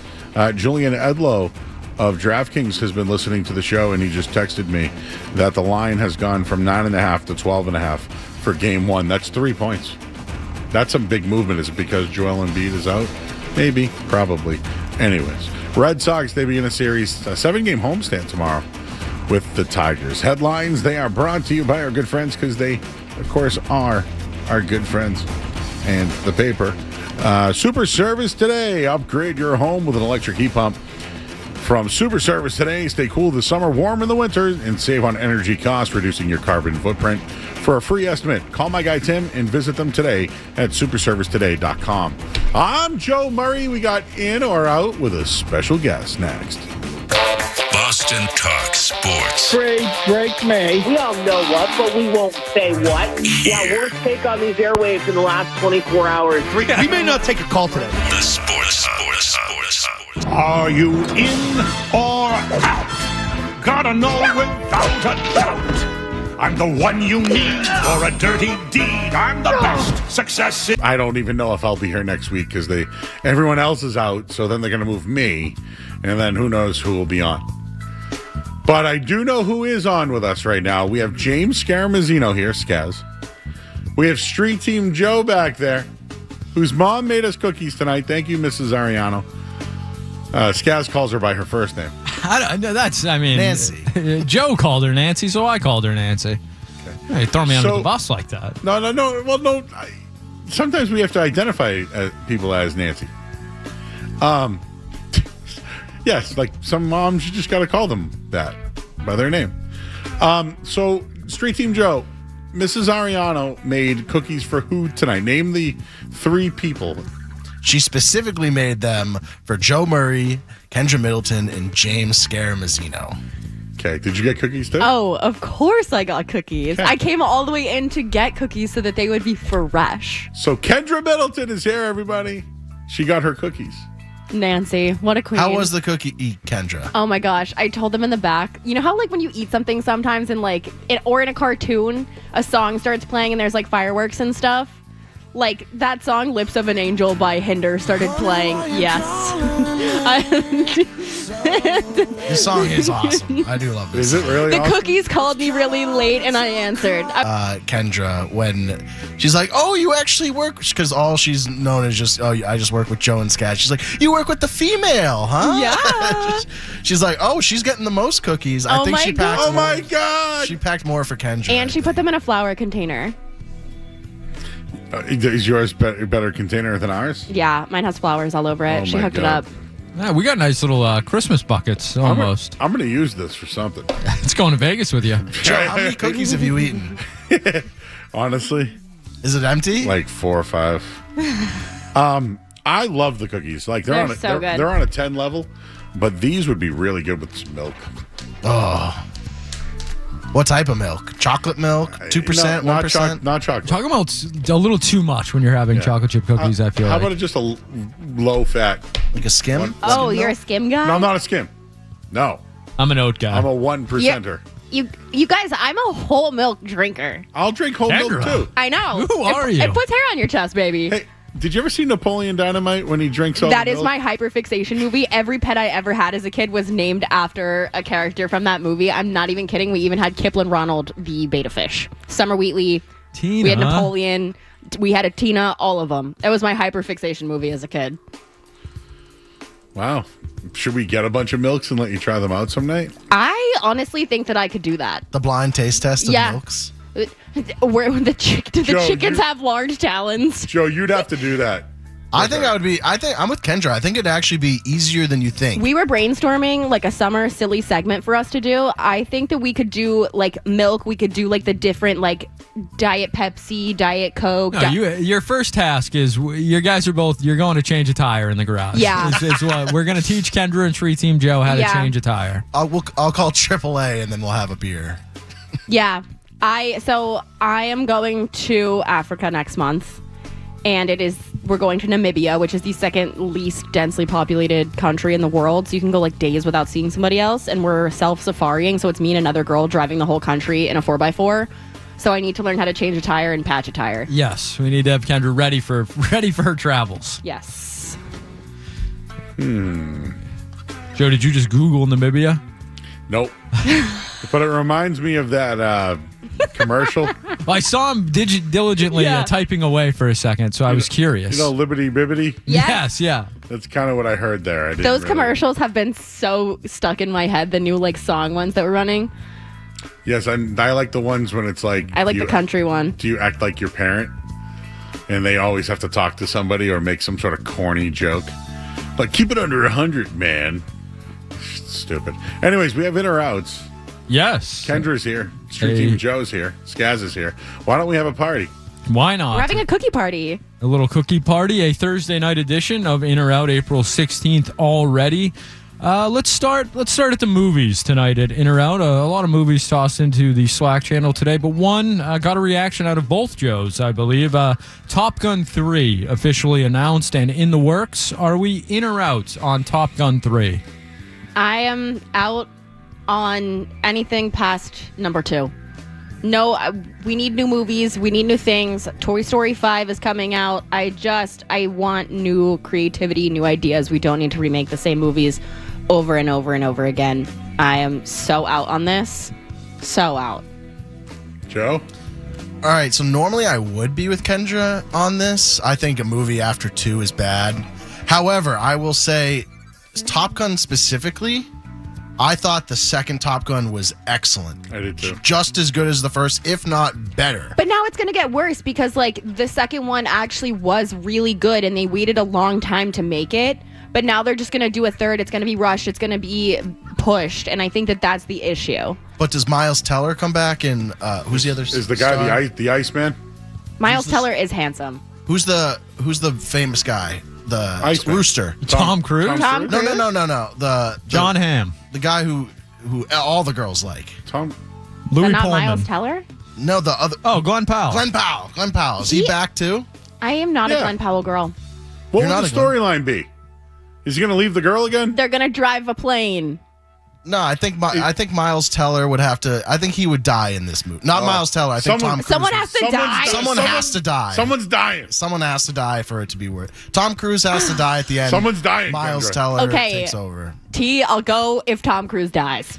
Oh. Boo. Not Miles Teller, though. He can't die. His cute little mustache could not die. I'll go if Tom Cruise dies. The cookies got me acting up. I'm sorry, you guys. I'm on a sugar high right now. That made me laugh. All right, well, we'll stick with the movie theme here. This could be a sequel. This could be the 8th or 10th movie of these made. I'm not sure. But another Transformers movie is officially in the works at Paramount. Are we in or out on another Transformers movie. I'm only in if Megan Fox is in Yeah, it. Megan Fox was great in the last one. And she's still hot. Joe, I don't think Megan Fox was in the last Transformers. No, what was the one with She was in Bumblebee? like the first one, I That think. was Bumblebee, right? Well, I don't know. I can't remember. I'm not going to watch it anyways. As a colorblind youth, I had a real issue with the Transformers. I could never figure out. Oh, yeah, that's right, you're I colorblind. couldn't figure out who was who. So sad. I like actively didn't like the Transformers because I didn't know who was who. Is there a specific color you can't see? Most of them. I'm just I'm just not What good. color is this top? Green, Joe. It is? Yes, yeah. No, I have enough context clues I can get by, but in the heat of the moment there, trying to pick out which robot to root for, no shot. What about you, Joe? Transformers? I just still can't get over Ken just saying, I'll go if Tom Cruise dies. I'm sorry. I'm out on Transformers altogether. I do like the ride at Universal, though. Yes. No, the ride at Universal is so good. Yeah, agree. It's one of the best rides at Universal. Yes. Top 5? Top yeah. 5. Yes. It's in the top 5. Now that Rip Ride Rocket's gone and Rock and Roller Coaster are both gone, that's probably the best ride at all of the parks. Kendra, do you think this is a crazy move? If I go with friends to Universal, we don't care if we ride together. We'll all just go with the single riders Yes. line, so we all can just get on right away. Correct. It's I like- don't care if I ride with strangers. I don't know. No. I don't think that's weird. Honestly, the pictures are even funnier that way. Yeah. You're just with like another weird lonely And- man. All right. Do you watch Euphoria? I watched the first season. Okay. It got a little too crazy for me the second time around. Okay. Jacob Never Elordi, also handsome. Sydney Sweeney? Not a fan. Is Jacob Elordi a one-trick pony, though? I saw Pride and... Was it not Pride and Prejudice? What was the movie he was just in with Margot Wuthering Robbie? Heights? Yes, I I heard saw that was bad. I didn't think it was bad. Okay, I'll take your word for it. I'm also not a movie person, Neither am I. so take what I say with a grain of salt. I don't watch movies. I respect it. Like, my favorite movie in the whole world is, like, Lilo and Stitch and Napoleon Dynamite and Great movie. Benchwarmers. So Great movie. Benchwarmers. Benchwarmers is a banger of a movie. Benchwarmers? Yes. Yeah, I've seen that. There must be steroids and macaroni. Don't let him eat the sunscreen, I right? used to see, you ever watch Basketballs? Oh, yes, Trey Parker Again, and Matt Stone. I'm older That's than the you South guys. Park guys, right? Yeah. All right, let's head to Gatorade for our next one. Gatorade, inventor of the sports drink, is getting a rebrand targeting non-athletes. After 60 years, Gatorade has said that they're going to make a surprising pivot and no longer focus primarily on athletes.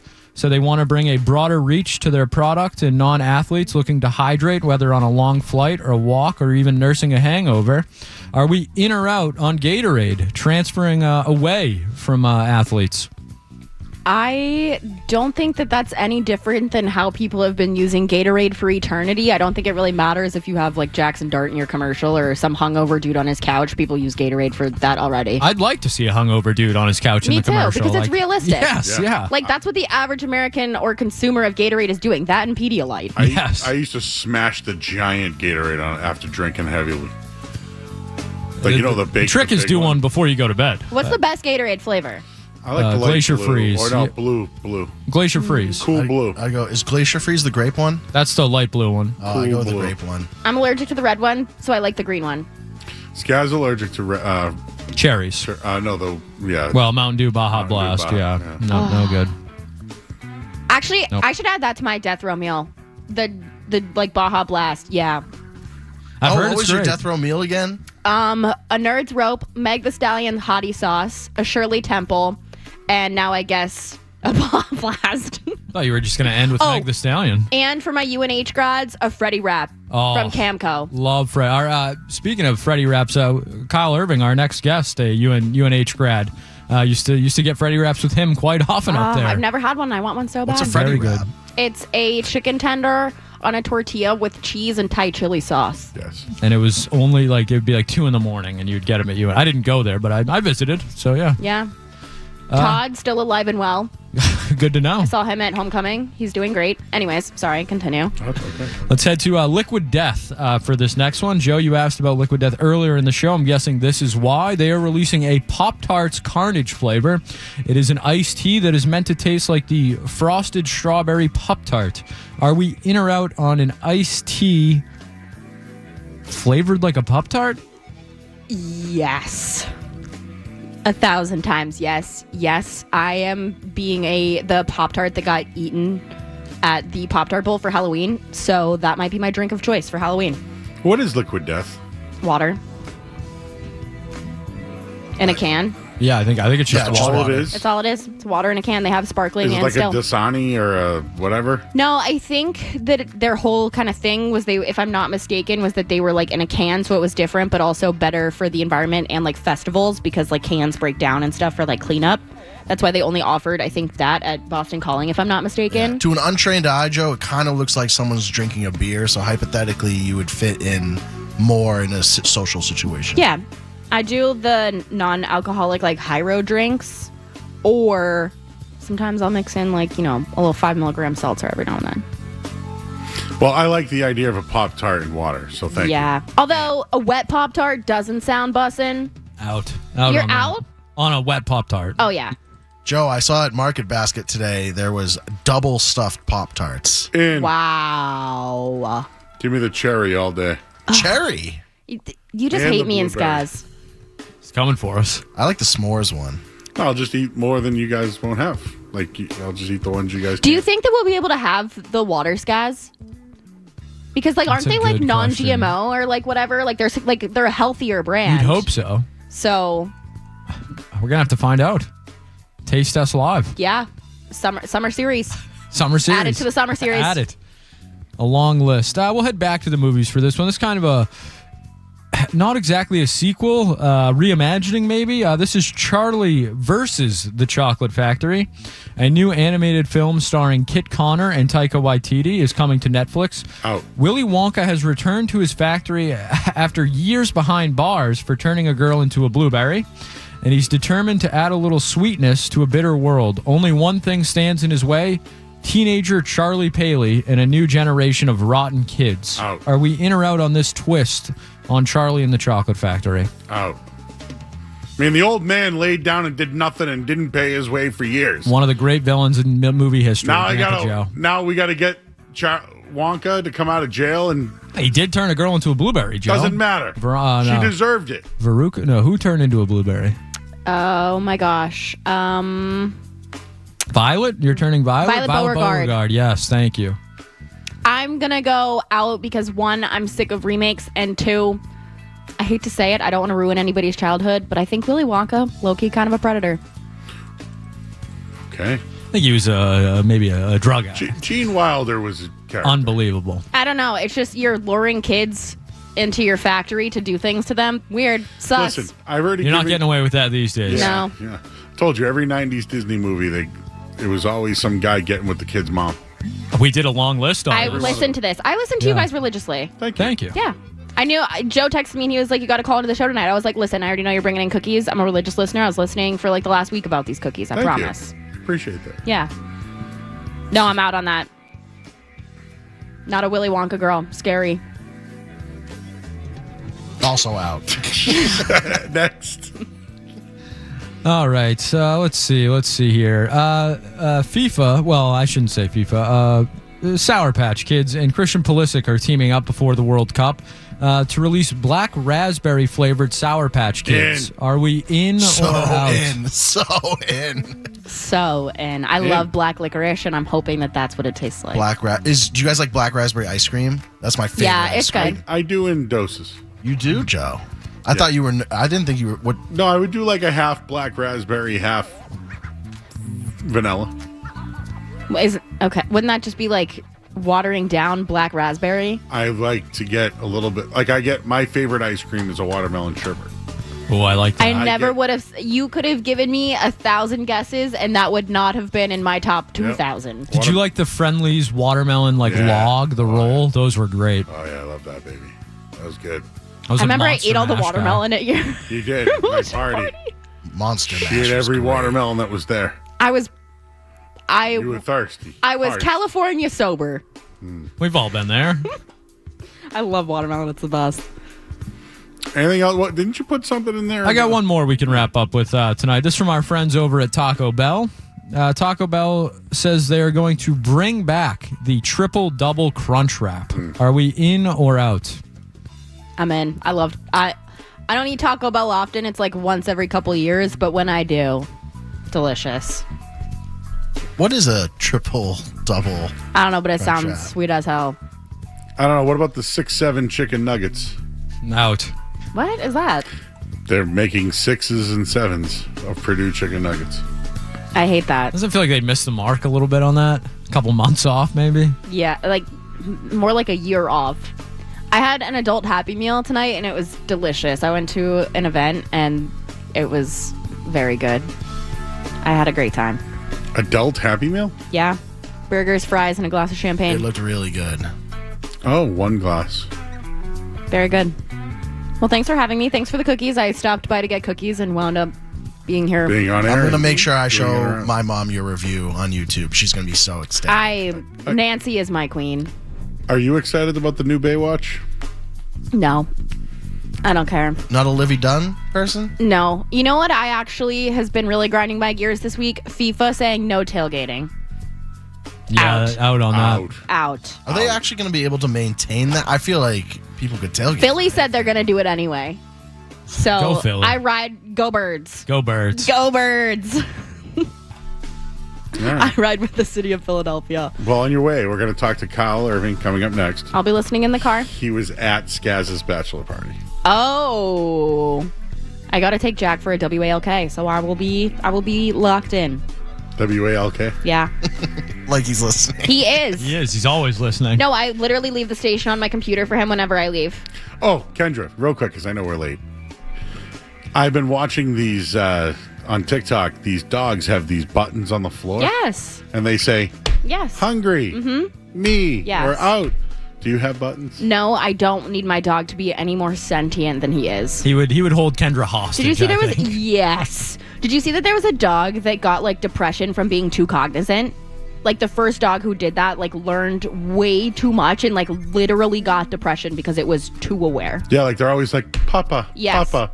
But Papa's not there. The only one I would give him is like the one where, because he does not want to be pet. He wants you to slap his ass like there is no tomorrow. Oh, good game. I would get like a button for that because he just turns around and offers it up.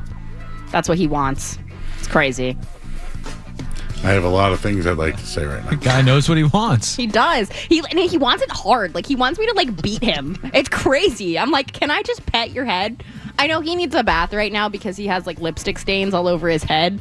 So it's time for me to take him to the groomer. I know when the stains pile up on the forehead, it's time. That and the Grinch toes. That's your dead giveaways. Yeah, How are that's the how I know it's time. Shrimp are great. We have actually I don't think I've announced my new shrimp name from my last breed. We have prawn wallach now. Like a John Wallach? Like prawn, yeah, John Wallach. We have prawn wallach. So prawn wallach's like 6 months old now. Shout out Wallach. But yeah, Waldick. yeah. Okay. So I don't have any pregnant shrimp right now, but we're hoping for a summer session. Do you guys like Belichick. shrimp or- Krill Belichick died, which is sad. What about Homer Shrimpson? Still alive. Monica 3, still kicking. Monica Lashrimsky, my girl. Beard Joe calls in often. I love him. I know. I hear it. I hear. Maybe we should ask him for my next. We have Prawn Cena still. Oh, nice. Kendra, we could set you up with Beer Joe. I was talking. Talk about that I was another talking to them about where I should meet men because I don't do anything. You know what? Not here. No. They were like, "What if you met them at a street team event?" I was like, "I showed up to the last street team I did event." not say that. Just for Joe the said record. that. I was like, I showed up to the last street team event, and they thought that I was the girl from Corona. So no. I don't know if they'll Sylvan Street Grill. I don't know if they're there either. No, I don't know. You should go with Joe into Lambert's, and you'll have your. Oh pick my of the God! litter. Joe came with me into Lambert's, and I'm kind of like from the area, and it was Joe got the hometown. Yeah, I got the hometown treatment. All right, Kendra. Love you guys. Have fun. I will. Be good in Vegas. I'm just going to WrestleMania and going to eat good food. Got to get some animal style fries. I'm going to do that and get a double. Neapolitan shake. I'm going to go to some pizza place, too. Are you going to go to a buffet, Joe? Yes. Do some food reviews. Yes, I'm doing 3 food reviews. And you'll see them all. Can you kiss Andy Wong on the head for me? Maybe I'll FaceTime you with him when I'm with him. That's my boy. I love him. I would die for him. He's there already. He's such a king. He is. I'll wear my Year of the Dragon shirts in honor of WrestleMania. Love those. I'm doing a actually I know that we're super late, but I'm doing a walking food tour in Boston. It's like a walking food and history tour. When? Saturday. This Saturday? Yeah. I'm excited. There's a competitive eating competition this Saturday, too. I At actually. the Great American we Beer need to Hall. talk about that. Okay. All right. Love you all. We're going to break. We got Kyle Irving of where now, guys? Underdog next on the Sports Hub. More Joe Murray coming up on the Sports Hub.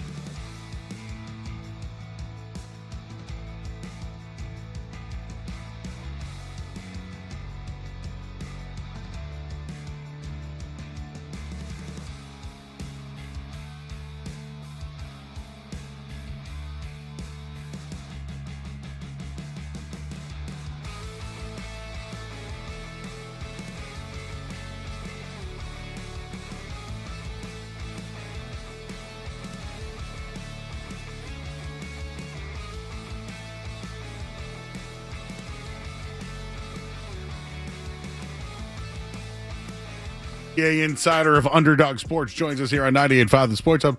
Kyle, how you doing, bud? Fun listening to you guys, too, so no need to apologize. Oh, you were listening? Oh, I was tapped in, of course. So were you in or out on any of the stuff we talked about?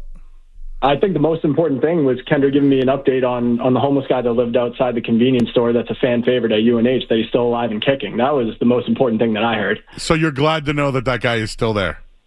For sure, yeah, that's great news. I lived right across the street from that convenience store, so I was frequently interacting with Todd, basically UNH's second mascot. Oh, he's Todd the mascot? Yeah, you can kind of call him that, yeah. Okay. And what were those things you were eating late at night? The Freddy wraps, yeah, those are. I don't know if I would say those are good, but I mean, hey, it's good drunk eats late at night. It's like $1, and it's a chicken tender and a tortilla wrap, and it'll get the job done. Should we talk about Skaz's bachelor party now or later? Ooh, I'll leave that one up to him. All right, well, let's get to some NBA stuff first. The play-ins have been pretty good, huh?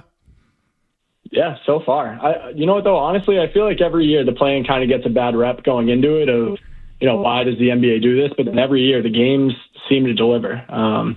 But, I mean, last night, that Golden State and Clippers game is about as good as you can ask for with Kawhi and Steph going back and forth. And, obviously got some great games in the Eastern Conference the first night. So excited to see what tomorrow night delivers. I couldn't believe Al Horford and Porzingis with Steph Curry. It looked scary. Is this as far as they can go, or could they make any noise the way they've been playing? It just felt like Porzingis was keeping them in that game the entire night. I mean, Steph really didn't have it going until late. He finally got going in the third quarter and then obviously in the fourth as well. But Porzingis was the one that was kind of keeping them alive the entire time. I just have a hard time believing that if they were scrapping and clawing to beat, kind of a Clippers team that had moved on to next season at the trade deadline, that they're going to make any noise in the actual playoffs. But I actually do like Golden State to beat the Suns tomorrow night. I think the Suns are kind of just a flawed team, and I do think that there is some sort of mojo that Golden State's carrying over. Steph is starting to look almost like himself, coming off of that runner's knee injury, and Porzingis in, not a lineup. Horford in, not a lineup. He finally just got back last week. So it does feel like they're getting healthy at the right time to at least make the playoffs and, give us some sort of level of entertainment against Thunder in the first round. But I don't think there's any chance they get past OKC now. Would you take OKC or the field to win the championship this year? I would take the field just because the Celtics and the Spurs are in the field. But, OKC's a buzzsaw. And I actually feel like it hasn't been talked about enough, the way that they ended up on the right side of the bracket in the Western Conference and how that's going to benefit them in this playoff push, because, they're going to draw either Phoenix or Golden State in the first round. I think that'll be an easy 4 or 5 games. And then after that, they're going to face one of the two most flawed teams in the Western Conference, neither the Lakers or the Rockets. So they really might not have to get tested until they get to the Western Conference Finals. For a team that kind of feels like they've been, a sleeping beast, even though they won whatever it was, 20 out of 21 games, with the only loss coming to the Celtics before they started sitting guys at the end of the year, it really feels like things have shaped up perfectly for OKC to make another run to the finals. Talking about Kyle Irving of Underdog Sports. The Celtics are huge favorites against the 76ers. I'm going to give my pick of the night soon, but nothing has gone over 5 games. Should anything change in this series regarding the 76ers in Boston? I don't think so. If Joel Embiid was healthy and they had a little bit of momentum when Paul George came back from the suspension and he was playing really well, and Embiid finally felt like he was hitting his stride. And, for a second, they kind of looked like one of those teams where it's like, they might not be a team that you want to see in the first round of the playoffs. It's just with Embiid out to start the series, which, it sounds like he's at least going to miss those first 2 games. As he recovers from that appendectomy surgery, they're a tough matchup. Boston is a tough matchup for them because it's a lot of Tyrese Maxey. They're very dependent on their wings to carry them with VJ Edgecombe. Kelly Oubre has been playing well. Quentin Grimes has been playing well. And the Celtics are just the one team that, has that type of depth and versatility to guard on the perimeter to make a team like Philly really struggle. So, I know that this year, their head-to-head matchups, the first 3 matchups were decided by less than 2 points, but those were all before Thanksgiving. I was looking back at the box score earlier today. Josh Minot was starting in one of those games. So they're two, kind of completely different teams at this point in the season. And I just think without Embiid, that front court's not going to be able to hold up. And I really think that Boston's wing depth and, just the versatility on defense is really going to be able to give Philly's wings a headache. So Maxi's going to get his. He's the head of the snake. But, if Derek White can shut that off, I don't think Philly has many other options to keep up with Boston's firepower. Like the last year, I thought Joe Mazzulla was stubborn. And listen, I would never tell you that Neemias Queta was probably a difference maker in the series last year, but seeing what we see this year, he was pretty stubborn in not playing him. They needed the extra big. Porzingis wasn't right. They also continued to shoot the 3. Do you think that they have to change? And do you think the way Jaylen Brown played and inserted himself and Tatum being out of the mix and just relying on the bench a little bit more, do you think that they have learned how to adjust? Because the Knicks are a super clutch team, man. I'm going to keep saying that. But do you think they've learned to adjust? Yeah, I think, it's something where they should be able to use their depth to their advantage because the bench does go deeper than most of these teams in play. The Sixers for sure. But, even New York doesn't have a very deep bench either if that's who they end up seeing in the second round. And I do think that, Atlanta's feisty. I don't think that's going to be an easy out at all for the Knicks, but I do think it, ultimately ends up being Boston versus New York in the second round. But, I think that last year the Knicks kind of forced the Celtics to play their style of basketball, and they played physical and they made it ugly. And Mitchell Robinson was dominating on the glass, and we really let Jalen Brunson get comfortable. But when you stack the two teams up against each other, like the Knicks don't have the firepower to match what the Celtics can bring offensively. So as long as and again, if this ends up being the series, like as long as the Celtics are willing to do what they did all year, which is use their bench, use guys like Baylor Shireman, who's had a great season. Obviously Peyton Pritchard's going to contribute off the bench. Like it feels like they should be able to learn from their mistakes and get past New York again if that's who they end up facing. But there's no seeing what Missoula is going to do with that playoff rotation. Coaches do get stubborn in the playoffs. You very rarely see coaches play more than 7, 8, maybe 9 guys in the postseason. So it'll be interesting to see who kind of earn their way into the rotation. And as we know, Missoula likes to do, he'll probably switch it up on a night-to-night basis based off what he's seen, whether it's in film sessions, in practice, or on the court as well. Who's going to earn those minutes off the bench? All right, man. Any surprises? Do you think let's just say there's a lot of the guys I know who are like big time gamblers, meaning the not the squares. You get what I'm saying? The shops. Mm-hmm. Yeah, they love Atlanta. And I asked Serrone Battle, who we had on the show earlier tonight, if one team was to look ahead more, is it New York or is it Boston? I think it's a good question because I think we're all anticipating that Knicks versus Celtics matchup. But what do you think on that one? I do think that Atlanta is a team that has been playing some of the best basketball since the All-Star break that no one's really talking about. Like, Jalen Johnson is probably the best player in the league that nobody knows about. He's going to end up on an All-NBA team this year. He's been incredible, and they like to play fast. So if they can get the Knicks to play their game, then I do think that series gets interesting. Nickeil Alexander-Walker is going to end up being the most improved player of the year. He's starting to move a lot like his cousin, Shai Gilgeous-Alexander, with the way that he's been playing later in the season. And, they made a key switch midway through the season. The kid that they took number 1 overall a couple of years ago, Zachary Risache, they took him out of the starting lineup. And when they traded for CJ McCollum at the trade deadline, they put him in the starting lineup. And I think they're like 20-6 since they made that move. And he's somebody that really kind of frees them up offensively, allows them to play the style of basketball that they want to play more comfortably because of the way that he distributes, because of the way he shoots the ball. So, I think where Atlanta's going to struggle is they don't have much of a front court presence. And again, like the Knicks, OG Anunoby's physical. Karl Anthony Towns kind of picks and chooses when he decides to show up and be physical or not, but Mitchell Robinson's one of the best offensive rebounders in the league. And Atlanta just had their backup big get hurt, this past week, and it just got announced today that he's going to be out for another 2 weeks. So they're already at a size disadvantage. They're going to be at even more of a size disadvantage, after that injury. And I think that'll kind of ultimately decide how the Knicks move on. But I do think that Atlanta is a team they're feisty. They're not going to be an easy out for the Knicks. And if you're looking at first round upsets, I'd say Atlanta is up there at the top for me. If I were to try and pick one out, if you're not considering the Rockets over the Lakers or an upset. And I'm also looking at Minnesota in the West as a team that could maybe potentially upset Denver that no one's really talking about. All right, Kyle Irving joining us here on 98.5 The Sports Hub.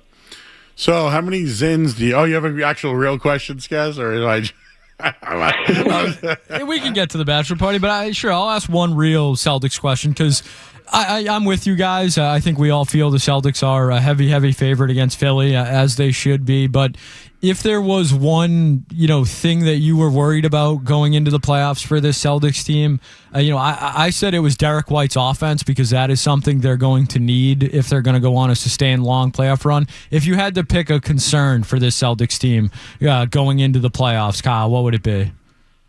Derek White's offense is an interesting one because I think that's one where as they get further into the playoffs, that will become more important. But how he shows up defensively in this first-round series against Tyrese Maxey, I think, is going to be the storyline of the series. He actually, I was surprised to look at the matchup data. Peyton Pritchard spent more time on Maxey than Derek White did during the regular season. And I do wonder if that's, Missoula kind of playing mind games a little bit of like, you don't want to show your hand.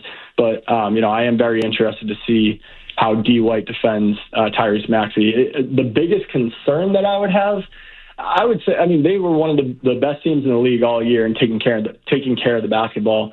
But we've seen in the past, and even in that Knicks series, like last year, turnovers were a huge reason, and those long scoring droughts were a huge reason where the offense kind of gets stagnant and you're kind of standing around waiting for Jalen and Jason to do something.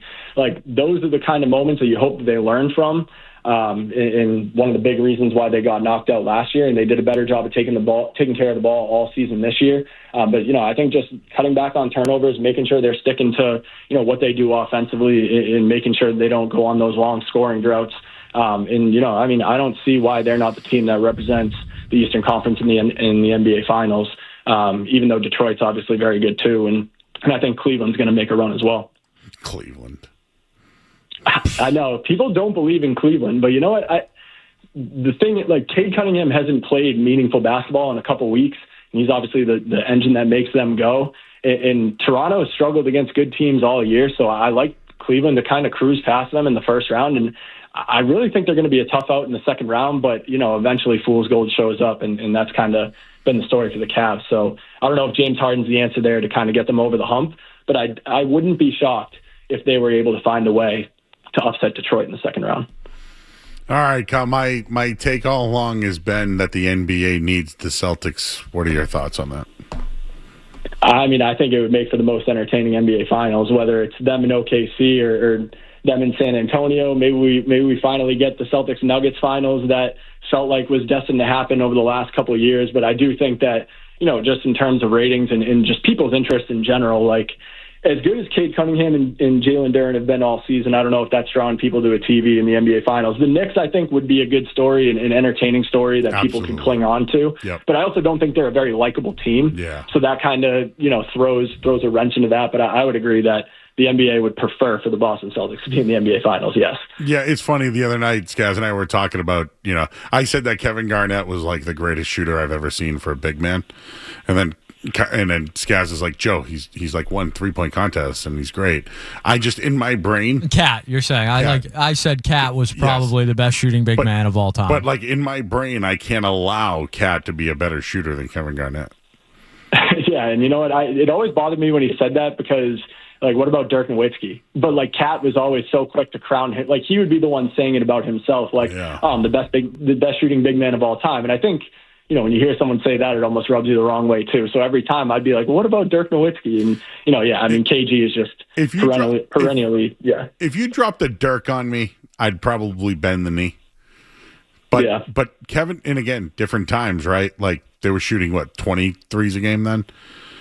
But best big man. Like, was Dirk really a bit? Oh God, here we go now. This is the world now. We had a guy call earlier. If LeBron and Luka can end up going to the finals and win, are they goated? And I said, yeah. I don't know, because I feel like at this point, like, it's hard to comp players anymore. The games are different. It is so different. Kevin Garnett is, what I was going to say is he is one of those players where, like, I wouldn't say he's misplaced in the era that he was in because he was still obviously an incredible player in the era that he played in. But, like, if you put Kevin Garnett in today's NBA, he would be he would be a 40% 3-point shooter. Like, he would be so dominant on both ends of the floor. It's just, I don't even know who I could compare him to in today. Like, almost like, without sounding crazy, like almost like a Wemby type player if he had that type of freedom to just shoot whenever he wanted from the 3-point range. Like, yeah, KG, obviously incredible in the era that he was in, but I think he could have even been better all time if he played in today's game. All right. What was the Zin count at Skaz's bachelor party? I'm not much of a Zin guy, but I wasn't counting for him, but there were a lot of tins going around, that's for sure. Yeah. What about the in or out segment? How was that? That was incredible. You were revealing some secrets that I didn't know about you, but it definitely got the guys going. Everybody was cracking up. We appreciate you doing that. That was a really entertaining segment to get us going before we went out on Friday night. Oh, so that was like your fire up speech to go out? Pretty much, yeah. That's what it turned into. Everybody was kind of like huddled around the table, and our friend Brian was like, "Yeah, I got a surprise for you." And surely enough, Joe Murray pops up on the screen. I'm like, "Oh, here we go." Mm-hmm. Everyone was fired up, Skaz? Yeah, it was good. Kyle was kind of our he was a locksmith down in New Orleans. He was handing out March Madness picks left and right for the boys. So Kyle had himself quite a good weekend down there. Oh. Yeah, went on a little bit of a heater. I think it was like 8 or 9 straight that we had hit. There was some magic in New Orleans. It was like 8 or 9 straight from like Saturday going into Sunday. And Kyle shared. He shared all of his picks. Yeah, but honestly, like the second that we touched down, outside of New Orleans, it started losing bets again. So I guess that's kind of the magic ran out quickly. Without fail, yeah. All right, so Skaz, can you introduce Kyle to the self-proclaimed Mr. NBA? Yes. So with us tonight we have Street Team Joe, a former member of our Street Team, where I used to work, the 98.5 The Sports Hub Street Team. Now he is a budding producer. He is with us tonight. But he had a little whoopsie the other night when it comes to gambling. Street Team Joe, would you like to explain yourself to Kyle Irving? Yeah, Kyle. So I didn't disclose my bets until after they won on night one, so no one could actually follow my bets. And then I bragged about it. Is that going too far? In the group text. Well, you know what? I don't think I gave Skaz a single winning NBA bet all season, and then I, kind of made up for that with the March Madness run in New Orleans. So Skaz would probably prefer if I didn't reveal my bets to him on the NBA side, but I think he'll take my college basketball picks from here on out. But yeah, just throw them out there. You gotta, win or lose, you have the confidence to throw them out there. I'm sure Skaz and Joe would appreciate tailing anyway. All right. Well, since we got Mr. NBA and Mr. Underdog with us, tomorrow's Hornets and Magic for the 8th seed. Charlotte's 3.5-point favorites. The total 218.5. Who you guys got? I am currently riding a Hornets and Warriors parlay, both money line. I like the Hornets to get it done. I feel like the Magic are a team that is already packing their bags for Cancun and trying to figure out where they go, where they go with the franchise from here. And like I said, I don't know if the Suns are all that good. I think the Warriors have a little bit of magic coming off of last night. Kyle, I will ride that parlay with you. Joe actually made fun of me for making a parlay yesterday. It's square. Well, it did lose. Why go money line? You get the juicy lines, Joe, if you go the parlay. And then, Hornets, I think they're gonna run away with that game. Orlando, Joe, doesn't Orlando look less like a team than the last year of Kyrie with the Orlando Celtics? Orlando hates their coach. They hate each other. Yeah, that's true. That Paulo, he just dribbles in the ground. I blame Desmond Bain for everything. But he was the only one who showed up yesterday. Yeah. Dude, you've seen Paulo Banchero, right? Oh, Joe, you have no idea what you're doing right now. There was a big discourse in our group chat today about Paulo Banchero. He's a moose. Kyle is a believer that he is worth the max contract. I'm a believer he is not worth it. I'd pay him. I think you have to pay him, but can he be the best player on a championship team? He reminds me of Aaron Gordon a little bit. He's definitely more physical and better, though. Yeah, here's the thing. Like Scott said, it was a big debate in our group chat today. Are you in or out on Paulo, essentially? And I'm in. I mean, 6'10", he's still only 23 years old. He can handle the ball. Obviously not a very good shooter, but I don't think he has a great roster around him to fit his skill set. I joke that him and Franz Wagner are the anti-JB and JT. It's like, if Jalen and Jason couldn't shoot and they don't defend, it's not a good fit. And those are two players who would have value elsewhere. And they're surrounded by non-shooters. Jalen Suggs can't really shoot. Anthony Black can't really shoot. It just feels like the roster construction is a disaster. They're one of the worst three-point shooting teams in the league every single year. And they got to make a decision on Paulo and Franz this offseason, or otherwise they're wasting both of their time and their own time. Didn't they trade Kyle 4 first-round picks for Bane? Right? So they did. So their roster construction they're in a deep hole. Yep. That's why the coach is most likely going to get fired if and when they get knocked out of the playoffs. And it's going to be decision time in Orlando this offseason. I think they shake it up big because, like you just said, they traded 4 first-round picks and a pick swap for Desmond Bane, which Bane's been great for them all year. Don't get me wrong. He's one of the few guys that played all 82 games. But it's like you're not spending that type of future draft capital to be a team that ended up back in the play-in tournament this year. Kyle, will Doc Rivers get a job again? It doesn't seem like Doc Rivers wants to get a job again, honestly. Yeah, I've heard some stories. Scaz has been relaying them. See, you get it. Yeah. Sean Grandy always pushes back at me, but I can't believe he's a Hall of Famer. I just can't. The resume says Hall of Famer, but the back end of his career, maybe not as much. What resume? One championship? That's it? That's all you need these days? And he's what? Is he? I'd have to look it up where he is on the. His record is very top wins all time. He has a lot of wins. Yeah. You think he's a Hall of Fame coach? I mean, because he wasn't a Hall of Fame player. Let's see. I'm trying to look up right now. See, where you're trying to get the information before you give a take. Well, I'm more just like, okay, so he's 6th right now. In all-time wins, which top 5 would have gave him a stronger argument if I'm being honest. Not top 5, Joe. Doc Rivers did say Google him, and we all have to Google him to see what his record is. Yeah, well, you got to Google him to find out he's not top 5. Right. And he's only going to fall down the more less he coaches.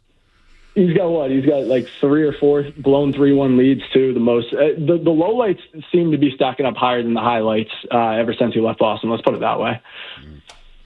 All right, dude. You all hunkered in for the playoffs? Yeah, I'm fired up. I mean, I watched some really, really, really bad basketball over the last 3 weeks just because I had to. So it's finally nice to get back to watching meaningful basketball again. Where are you now? I'm still in Los Angeles. So everything, I know you guys had the fires and everything like that. Everything work out there? Yeah, everything was all good. I went down and stayed with Scaz and I's buddy for a weekend, and then everything was good after that. Good. Kind of steered clear of it. So, yeah. Good. Well, I'm going to Vegas tonight. Going to Vegas for what? WrestleMania. Oh, nice.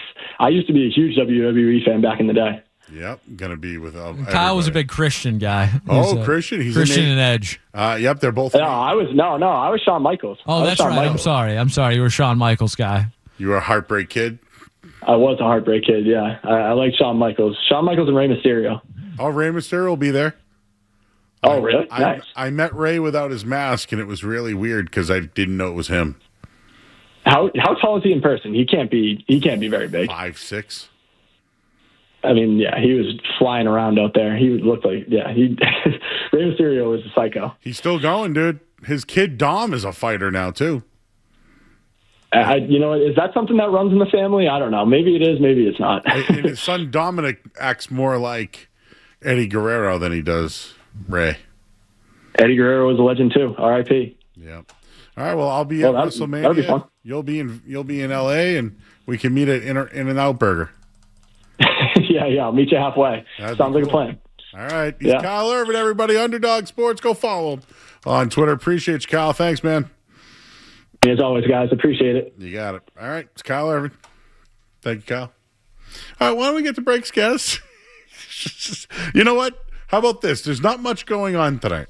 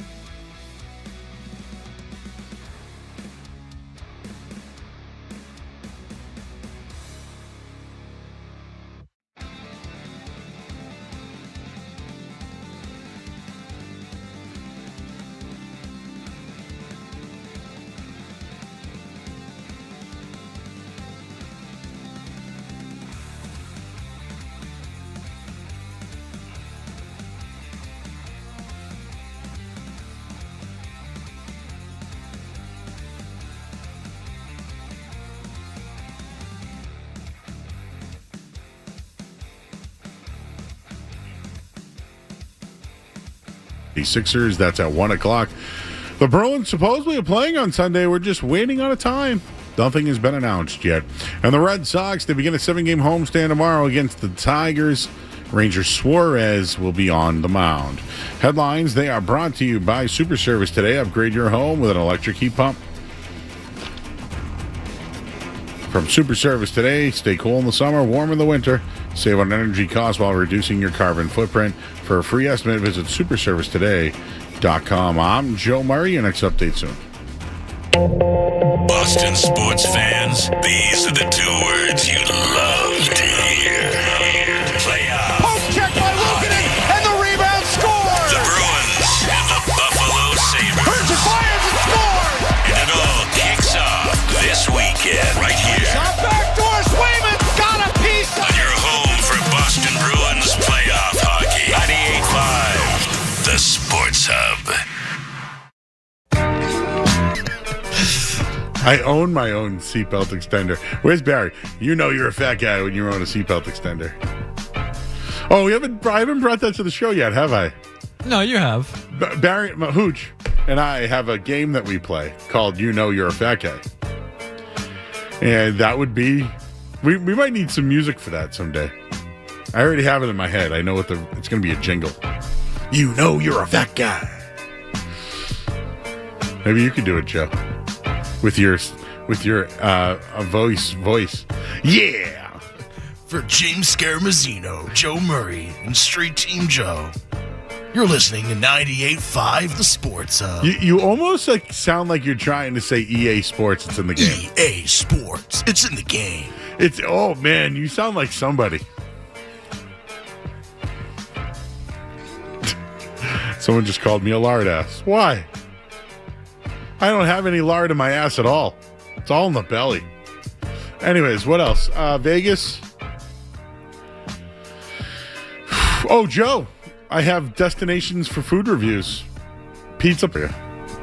So, Joe, if just from the consumer perspective, the biggest review I want to see is you at the buffet and see what Joe gets in an unlimited buffet. Breakfast buffet. Oh, it's a breakfast buffet. This is a breakfast buffet. So, do you do a scrambled? Do you have, because they have an omelet station? Do you just get an omelet made? I would get an omelet made. Because they have somebody there making omelets. Yeah, I think breakfast sandwiches. Yeah, I might go. I might either go white bread or muffin. Not sure yet. Definitely sausage, egg. I'll do Canadian bacon if it's there. Home fries for sure. Pancake, or I'm a French toast guy over a pancake. I love hash. Oh, crispy hash, and I like it out of a can more than anything. I think my roommate Tom loved corned beef hash. We would get these. Remember the double downs from Dunkin' Donuts? Yeah. The sausage, egg, and cheese, but 2 sausages. That's right. Well, I think we used to crush those. Oh, I would love to go to this breakfast with you, Joe. And then they have like crepes. And if sometimes some breakfast place gives you meat. A Nutella crepe with fruit? Sure. I also would like, is there a mimosa bar? Oh, a mimosa at breakfast? So a couple of anniversaries today, guys. First, which one should we go with first, guys?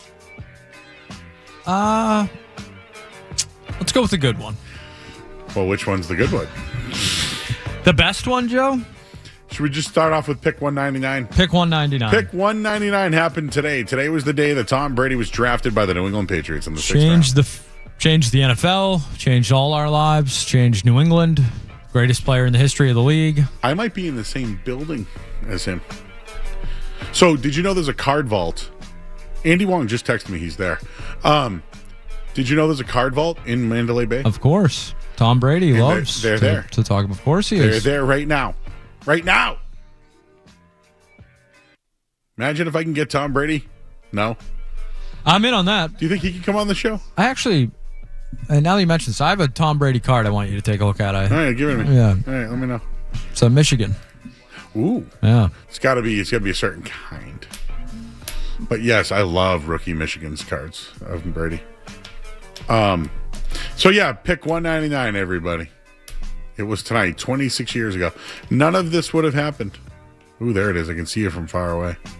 What model is that? It is a Panini Prism. A Prism. Okay, what with, year? It is 2000 Orange Bowl, it says. 2019 Panini Prism Draft Picks. So 2019 card. Yeah, it's got like what looks like a church window behind him. Oh, they call that stained glass. Yes, yeah, there you go. Couldn't think of that. Thank you, Joe. Yes. So 2019 Prism Tom Brady, stained glass. Okay, here we go. Yep, it's the graded ones were $63. Raw $28 was the last sale. All right, not bad. Not bad at all. Not bad. I got that Street right Team off. Joe has been talking to someone on hold. Who is he talking I don't to? know, man. He's been arguing with he's almost doing a little lift chats back here tonight. Well, we could use that during the playoffs. We could. We certainly could. No, for real. Like, unleash Street Team Joe on the people. We need him. The other thing. I have something for you as well. Okay, but want me to announce the pizza throw or no? No, please. 17 years ago was the pizza throw at Fenway Park with Don Orsillo and Jerry Remy. Should we play it? Can we? Right? We can play it. Yeah, it's right. Nothing. Yeah, of course. Our good friends over Yeah, in that's right. Nesson. See it? Oh! Popped up. Left side, ranging is Cabrera. Now coming is Anderson, and interfered with, no. Into the stands, the umpire ruling Tim Timmons, and one beverage less than they had before. Wow, what's he got now? He's got mud on him and an alcoholic beverage. Let's see, how does this happen? It wasn't even him. Oh, wow, it's Buddy. Oh, where did it go? Oh. What was that came flying in? Now watch. I can't circle. I don't have my telestrator today, but here comes a pizza. See it? Oh. I don't have my telestrator today, but here comes a pizza. See it? Oh, jeez. Highly unnecessary. That with the Patriots jacket, and of course he's been asked to leave the ball game. Imagine that. The pizza. Watch. I can't circle. I don't have my telestrator today, but here comes a pizza. See it? The best. The absolute best. R.I.P. Rem Dog. Here comes the pizza.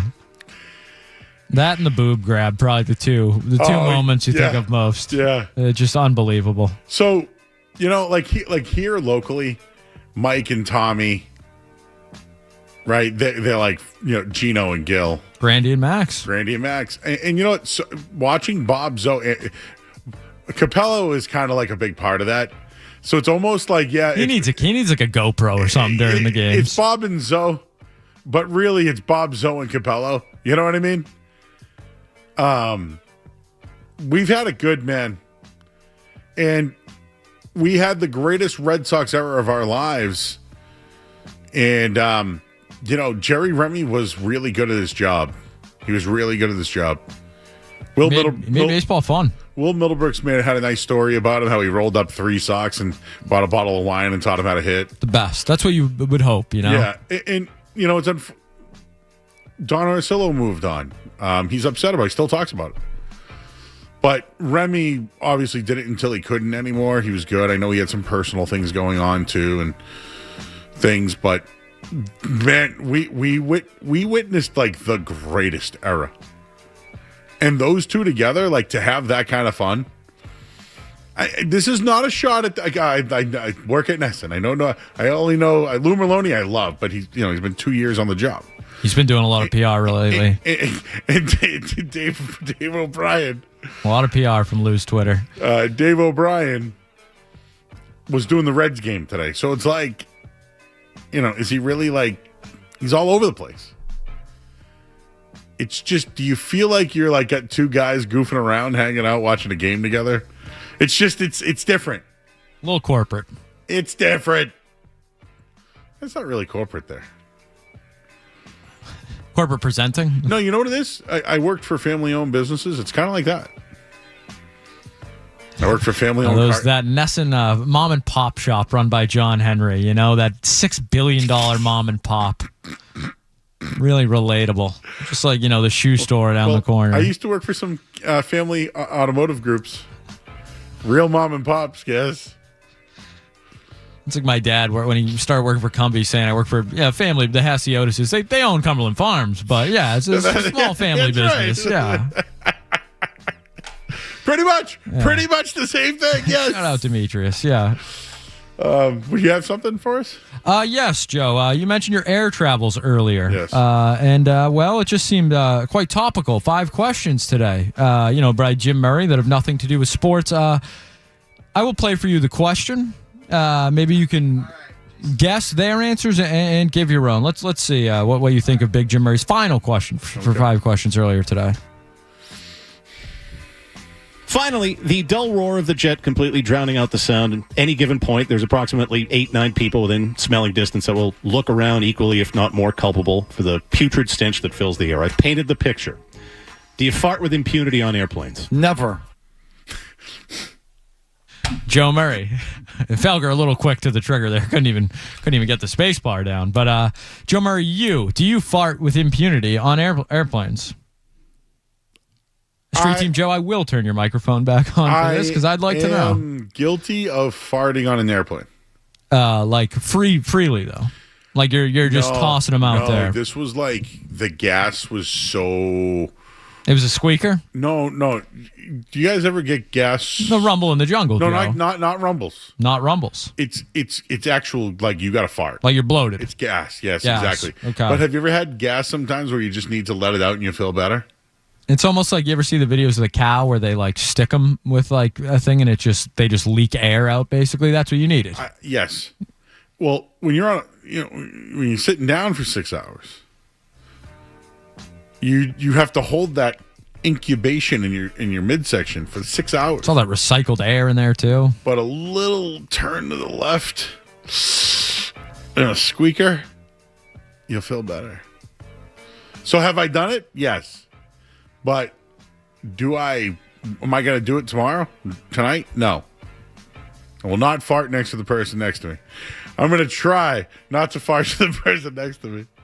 Street Team Joe. I'm going to be honest with you, gentlemen. I usually just take a sleeping pill and call it a day. Oh, so you're farting, but you have no idea. Yeah. You snow yourself and you're done. Yes.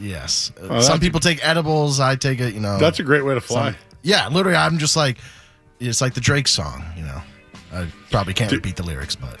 Do you know? No. I know what you mean, though. Yeah, I'm glad. Yes, I pick up on that. And now I'm on the window. What do I do? Hey, fog up that window. And Joe. I mean, I just, all right.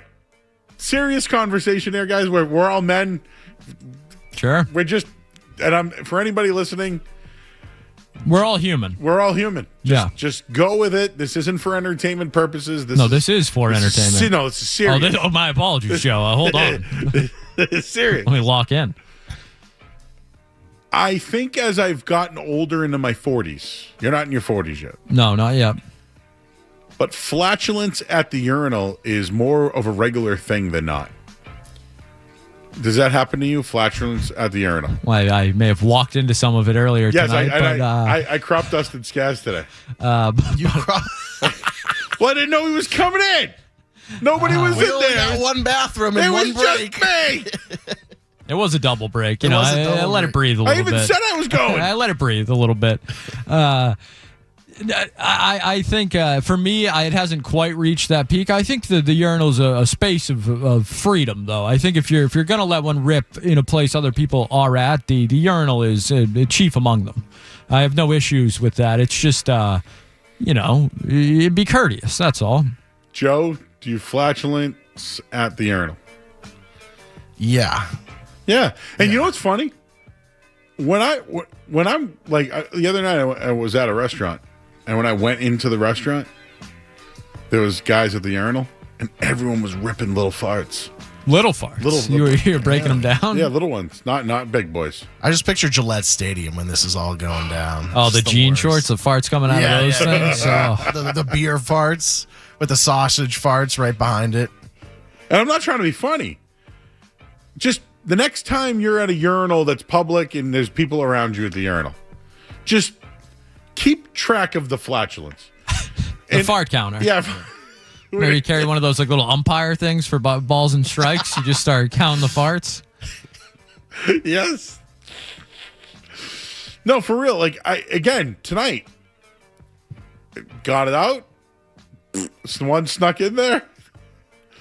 Walked away, and I saw Scaz. Like, oh boy, you're gonna walk into that one, is what I said. You were very courteous, though. Very courteous. And plus, I've been sitting down since 7 o'clock, 4 o'clock, actually, really. And I ate all those cookies. Joe and Scaz, I have a question for you both. What's the most inconvenient or disgusting place you have gone to the bathroom? Porta potty at Gillette. Anywhere, yeah. I mean, anywhere I've ever been in my life. As a man that has gastrointestinal issues, if I've been somewhere, I've probably gone to the bathroom there. Can I tell you probably the worst? They're a good establishment, so don't think I'm getting on them. But in the middle 2000s, I one time had to take a dump at the Hong Kong in Faneuil Hall that did not have a toilet seat. Oh, Faneuil Hall's a rough time. No toilet seat. There was no toilet seat. So I have to ask, Joe, I wouldn't be doing my job if I didn't. Was it a squat? Was it you kind of just. Do you know what it was, though? No, I don't. It was a squat shot. Yeah. You're hoping for no backsplash on that one. No backsplash. Yeah, get out of there as quick as possible. Got the old wipes down. There you go. At least you did that. You know, I did put the toilet paper down on the thing, but I never sat on it. Yeah, of course. But I was gonna. It's almost too low. You know, it's tough to get back up. So yeah, Joe, does that answer your question? It's a little too much. I literally just had my brain went right to that scenario, especially in the porta potty. Like, when I was doing a street team event, it's like a hot summer day, and I got no other option but a porta potty. I'm in there sweating. Did you guys see the porta potty roaming around the seaport yesterday by itself? It was on the loose. Yes. As a man who's worked on construction sites, that's always a scary sight. What is the blue stuff? It's it's called the blue stuff. Yeah, Joe. It's to keep the smells somewhat down. I think the chemicals, it's somewhat at bay with other chemicals. Someone said Joe said he doesn't take dumps at the station. If I do, are you on record saying that? Well, that's what someone in the chat. No, I've taken. I don't dump. I don't dump during the day. I'm not a day dumper. That's crazy. I've worked. I did mornings for like how long? 3 years, whatever it was. You had to be in the morning. I never pooped in the morning. Even when you were doing the double dip? Dude. The double dip had to get something brewing going. Ooh. So. You were doing the old coffee in the... No. The old station, Brighton, had a secret back door with a bathroom. And then down the hall, there was a handicap bathroom. That's where you went. That's a little peaceful retreat right there. They have a lot of nice bathrooms here, though. You got to work for them, kind of. But yeah, if you go to like the lunchroom, I'll tell everybody. It's a nice bathroom. And Milliken's given me a tour before of his spots. Yeah. I don't dump during the day at work, but I don't dump during shows often. Like we don't have time. If we had, we don't have time. If we actually really don't. It's like physically not possible. If we had 250 shows a year, I'll probably dump twice. Yeah, maybe a pre-show. But there's been a couple of game nights where it's like, dude, my belly's not good. Oh, yeah. Yeah, it happens. Because we have a lot of games. We do. And that's when you can go on the tour around the building. Get your steps in. And I'm like, dude, I had bad belly tonight. So anyways, does that satisfy all your answers, Joe? Yeah, I think I'm good. You know, I don't think Joe's ever been a part of this. We're so late. Sorry. Not sorry. Do you have a designated poop spot? Here or just in life? In life. Yeah. I would say I prefer my downstairs bathroom next to the living room. That's not what I mean.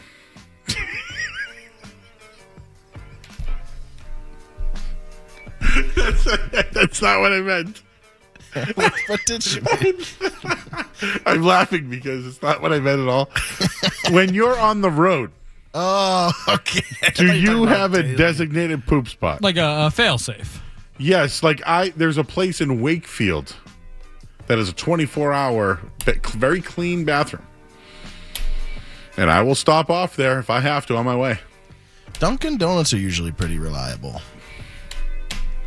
Cumberland Farms, they have good bathrooms. Not great bathrooms, though. But you don't have like a distinct spot. In an emergency, Joe, I think I would go. I'm the old-fashioned go for McDonald's. That's old-fashioned? Yeah. What if it's occupied? I mean, they usually have multiple stalls.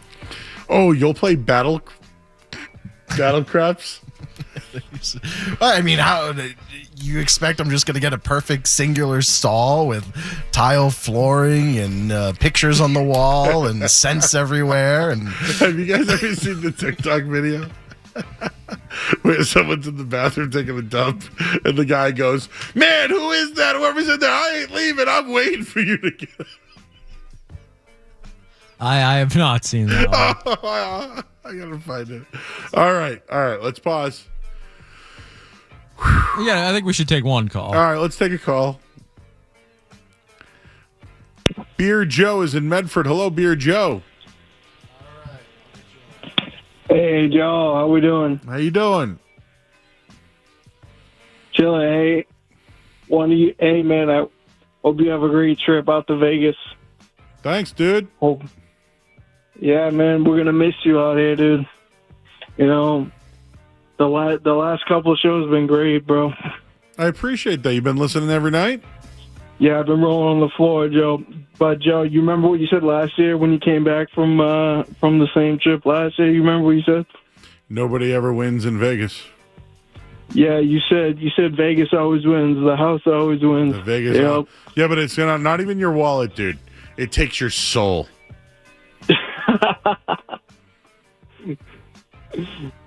Joe, Vegas will ruin you, man. Be careful out there. Listen, this. I'm not saying it's my last time, but I'm not going next year. All right, you're making bucks now, so no, I'm making bucks. It's all a good time. I sell paper on the weekends.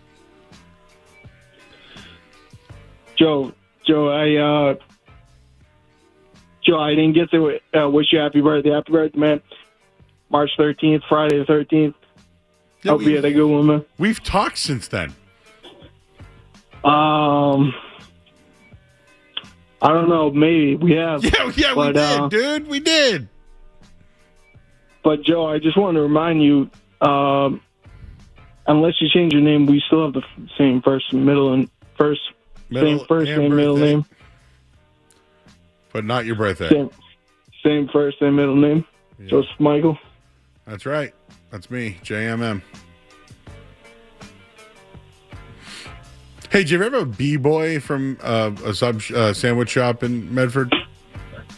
Yeah. What's the name of that place? Yeah, Jim's Market. Jim's. Yeah. Make a B-boy. Yeah, great spot.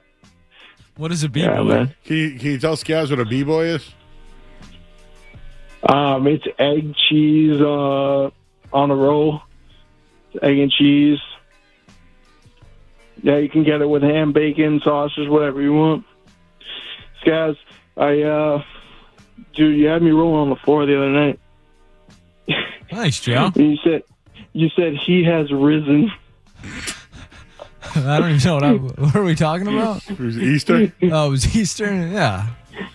Guys, you've had some one-liners. I was thinking, dude, I might make a top 5 Scaz comments of all time. Hey, do that. Can you do that? We'll make a graphic.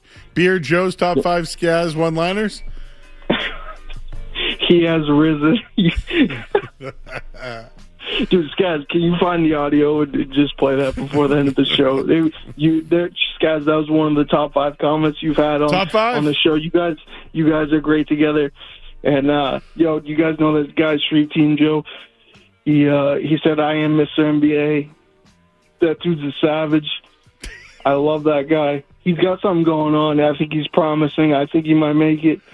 He's a good prospect. He's here, man. He's got potential. He's working out in the gym off hours. I told him, I said, Street Team Joe, bro, hang up on me anytime. Anytime I go too far, he's a god. He's got great communication skills. You know what Street Team Joe's favorite sports movie is? You know what the best sports movie is? Rudy, number 1. Yeah, I know that. That's why. That's what we are. Give us the call. You got to go inside, outside, inside, outside. You got to get him on the run. And once you get him on the run, you got to keep him on the run. And we're going to go, go, go, go. We're not going to stop till we reach that goal line. This team, they say, is good, men. But I think we're better. What do you say, boys? Yeah!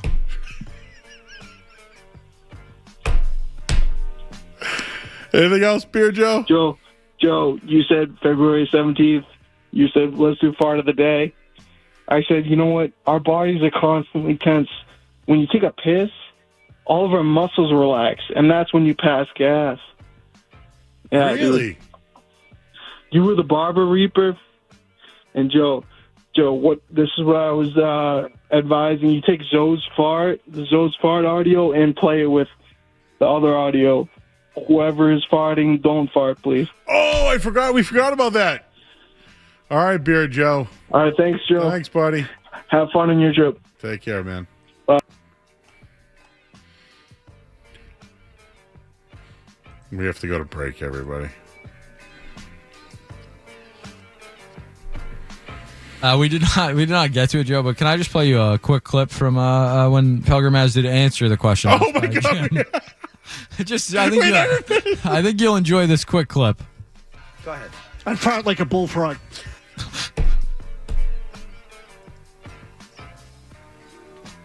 Go ahead.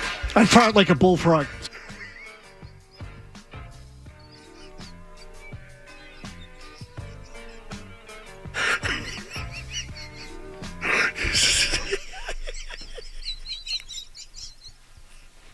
Go ahead.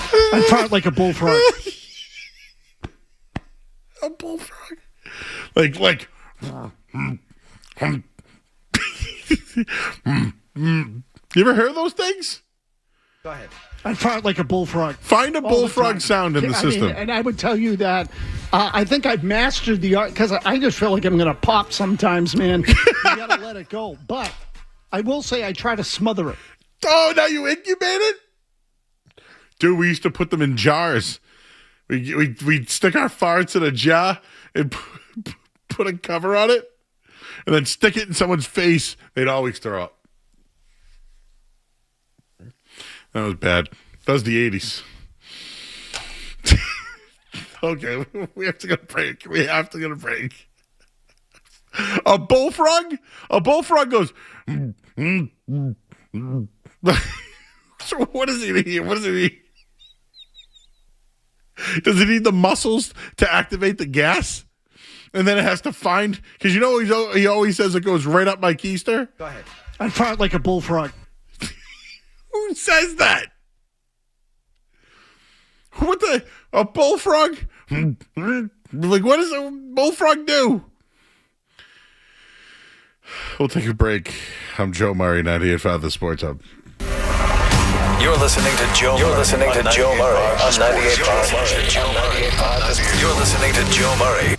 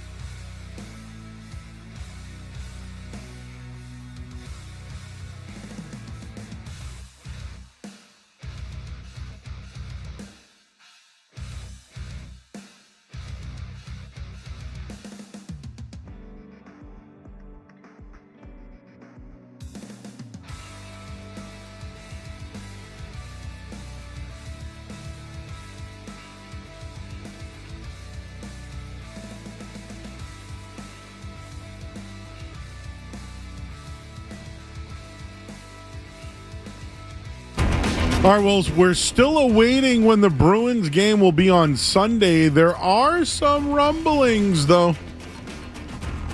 It could be at noon. How would you feel about a noon Bruins, 1 Celtics?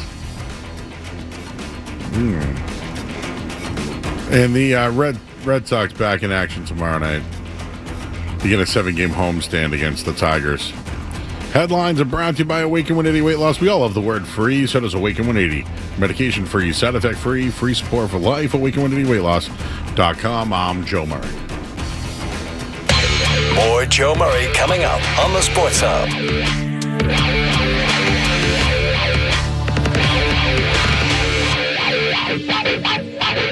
During Window Nation's current sale, the more you buy, the more you save.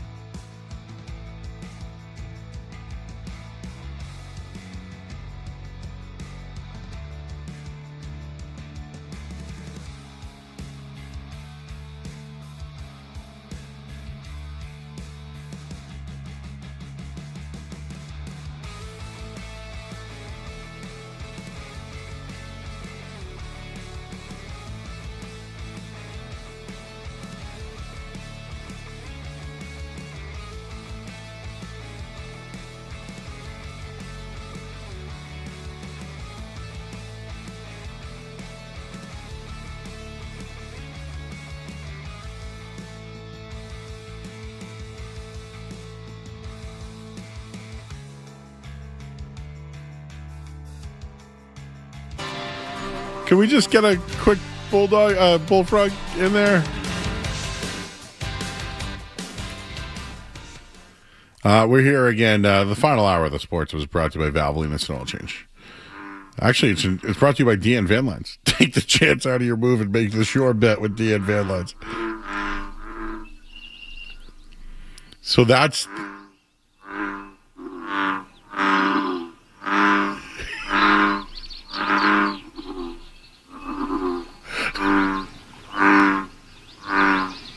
Imagine sitting next to that on a plane.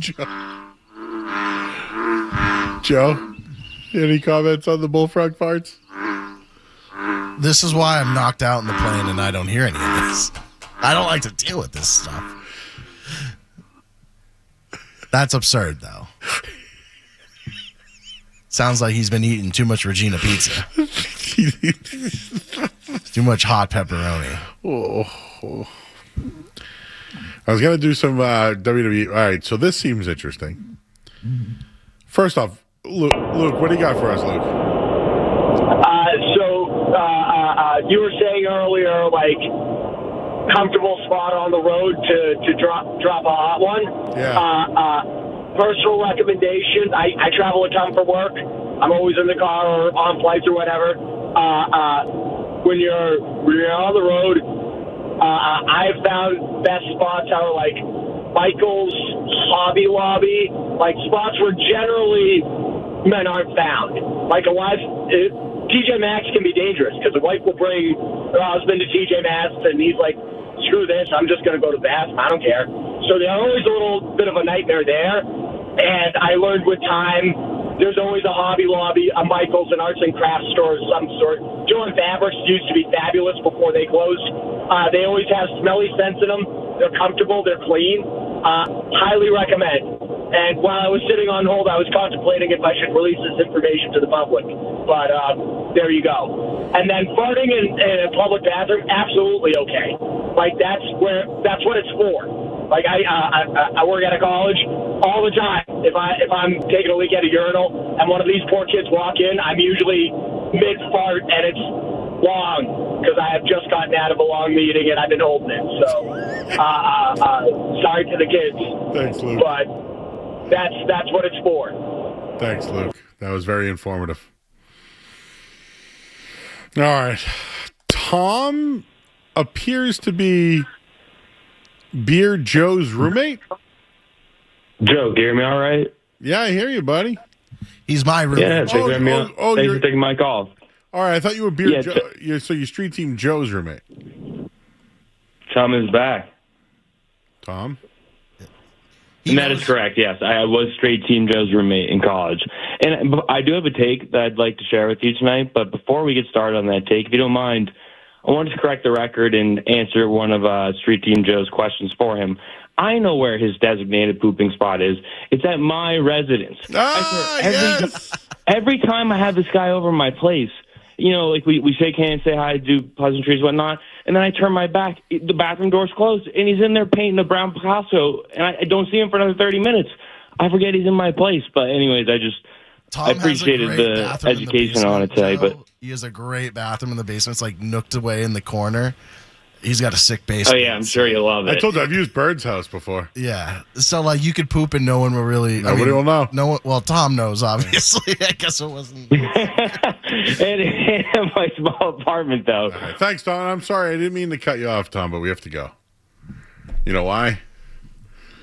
Because I'm going to Vegas. You're leaving? I'm leaving. I'm going to leave here, go home. I already got my bag going. Where's he been the whole show? Where have you been? 10:51.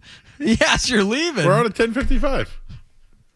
Yeah, I'm leaving. I'm leaving here, going to go home, park my car, get my suitcase, take care of all the business in the preferred spot of everything, and then I'm gonna call an Uber to come pick me up and drive me to the airport.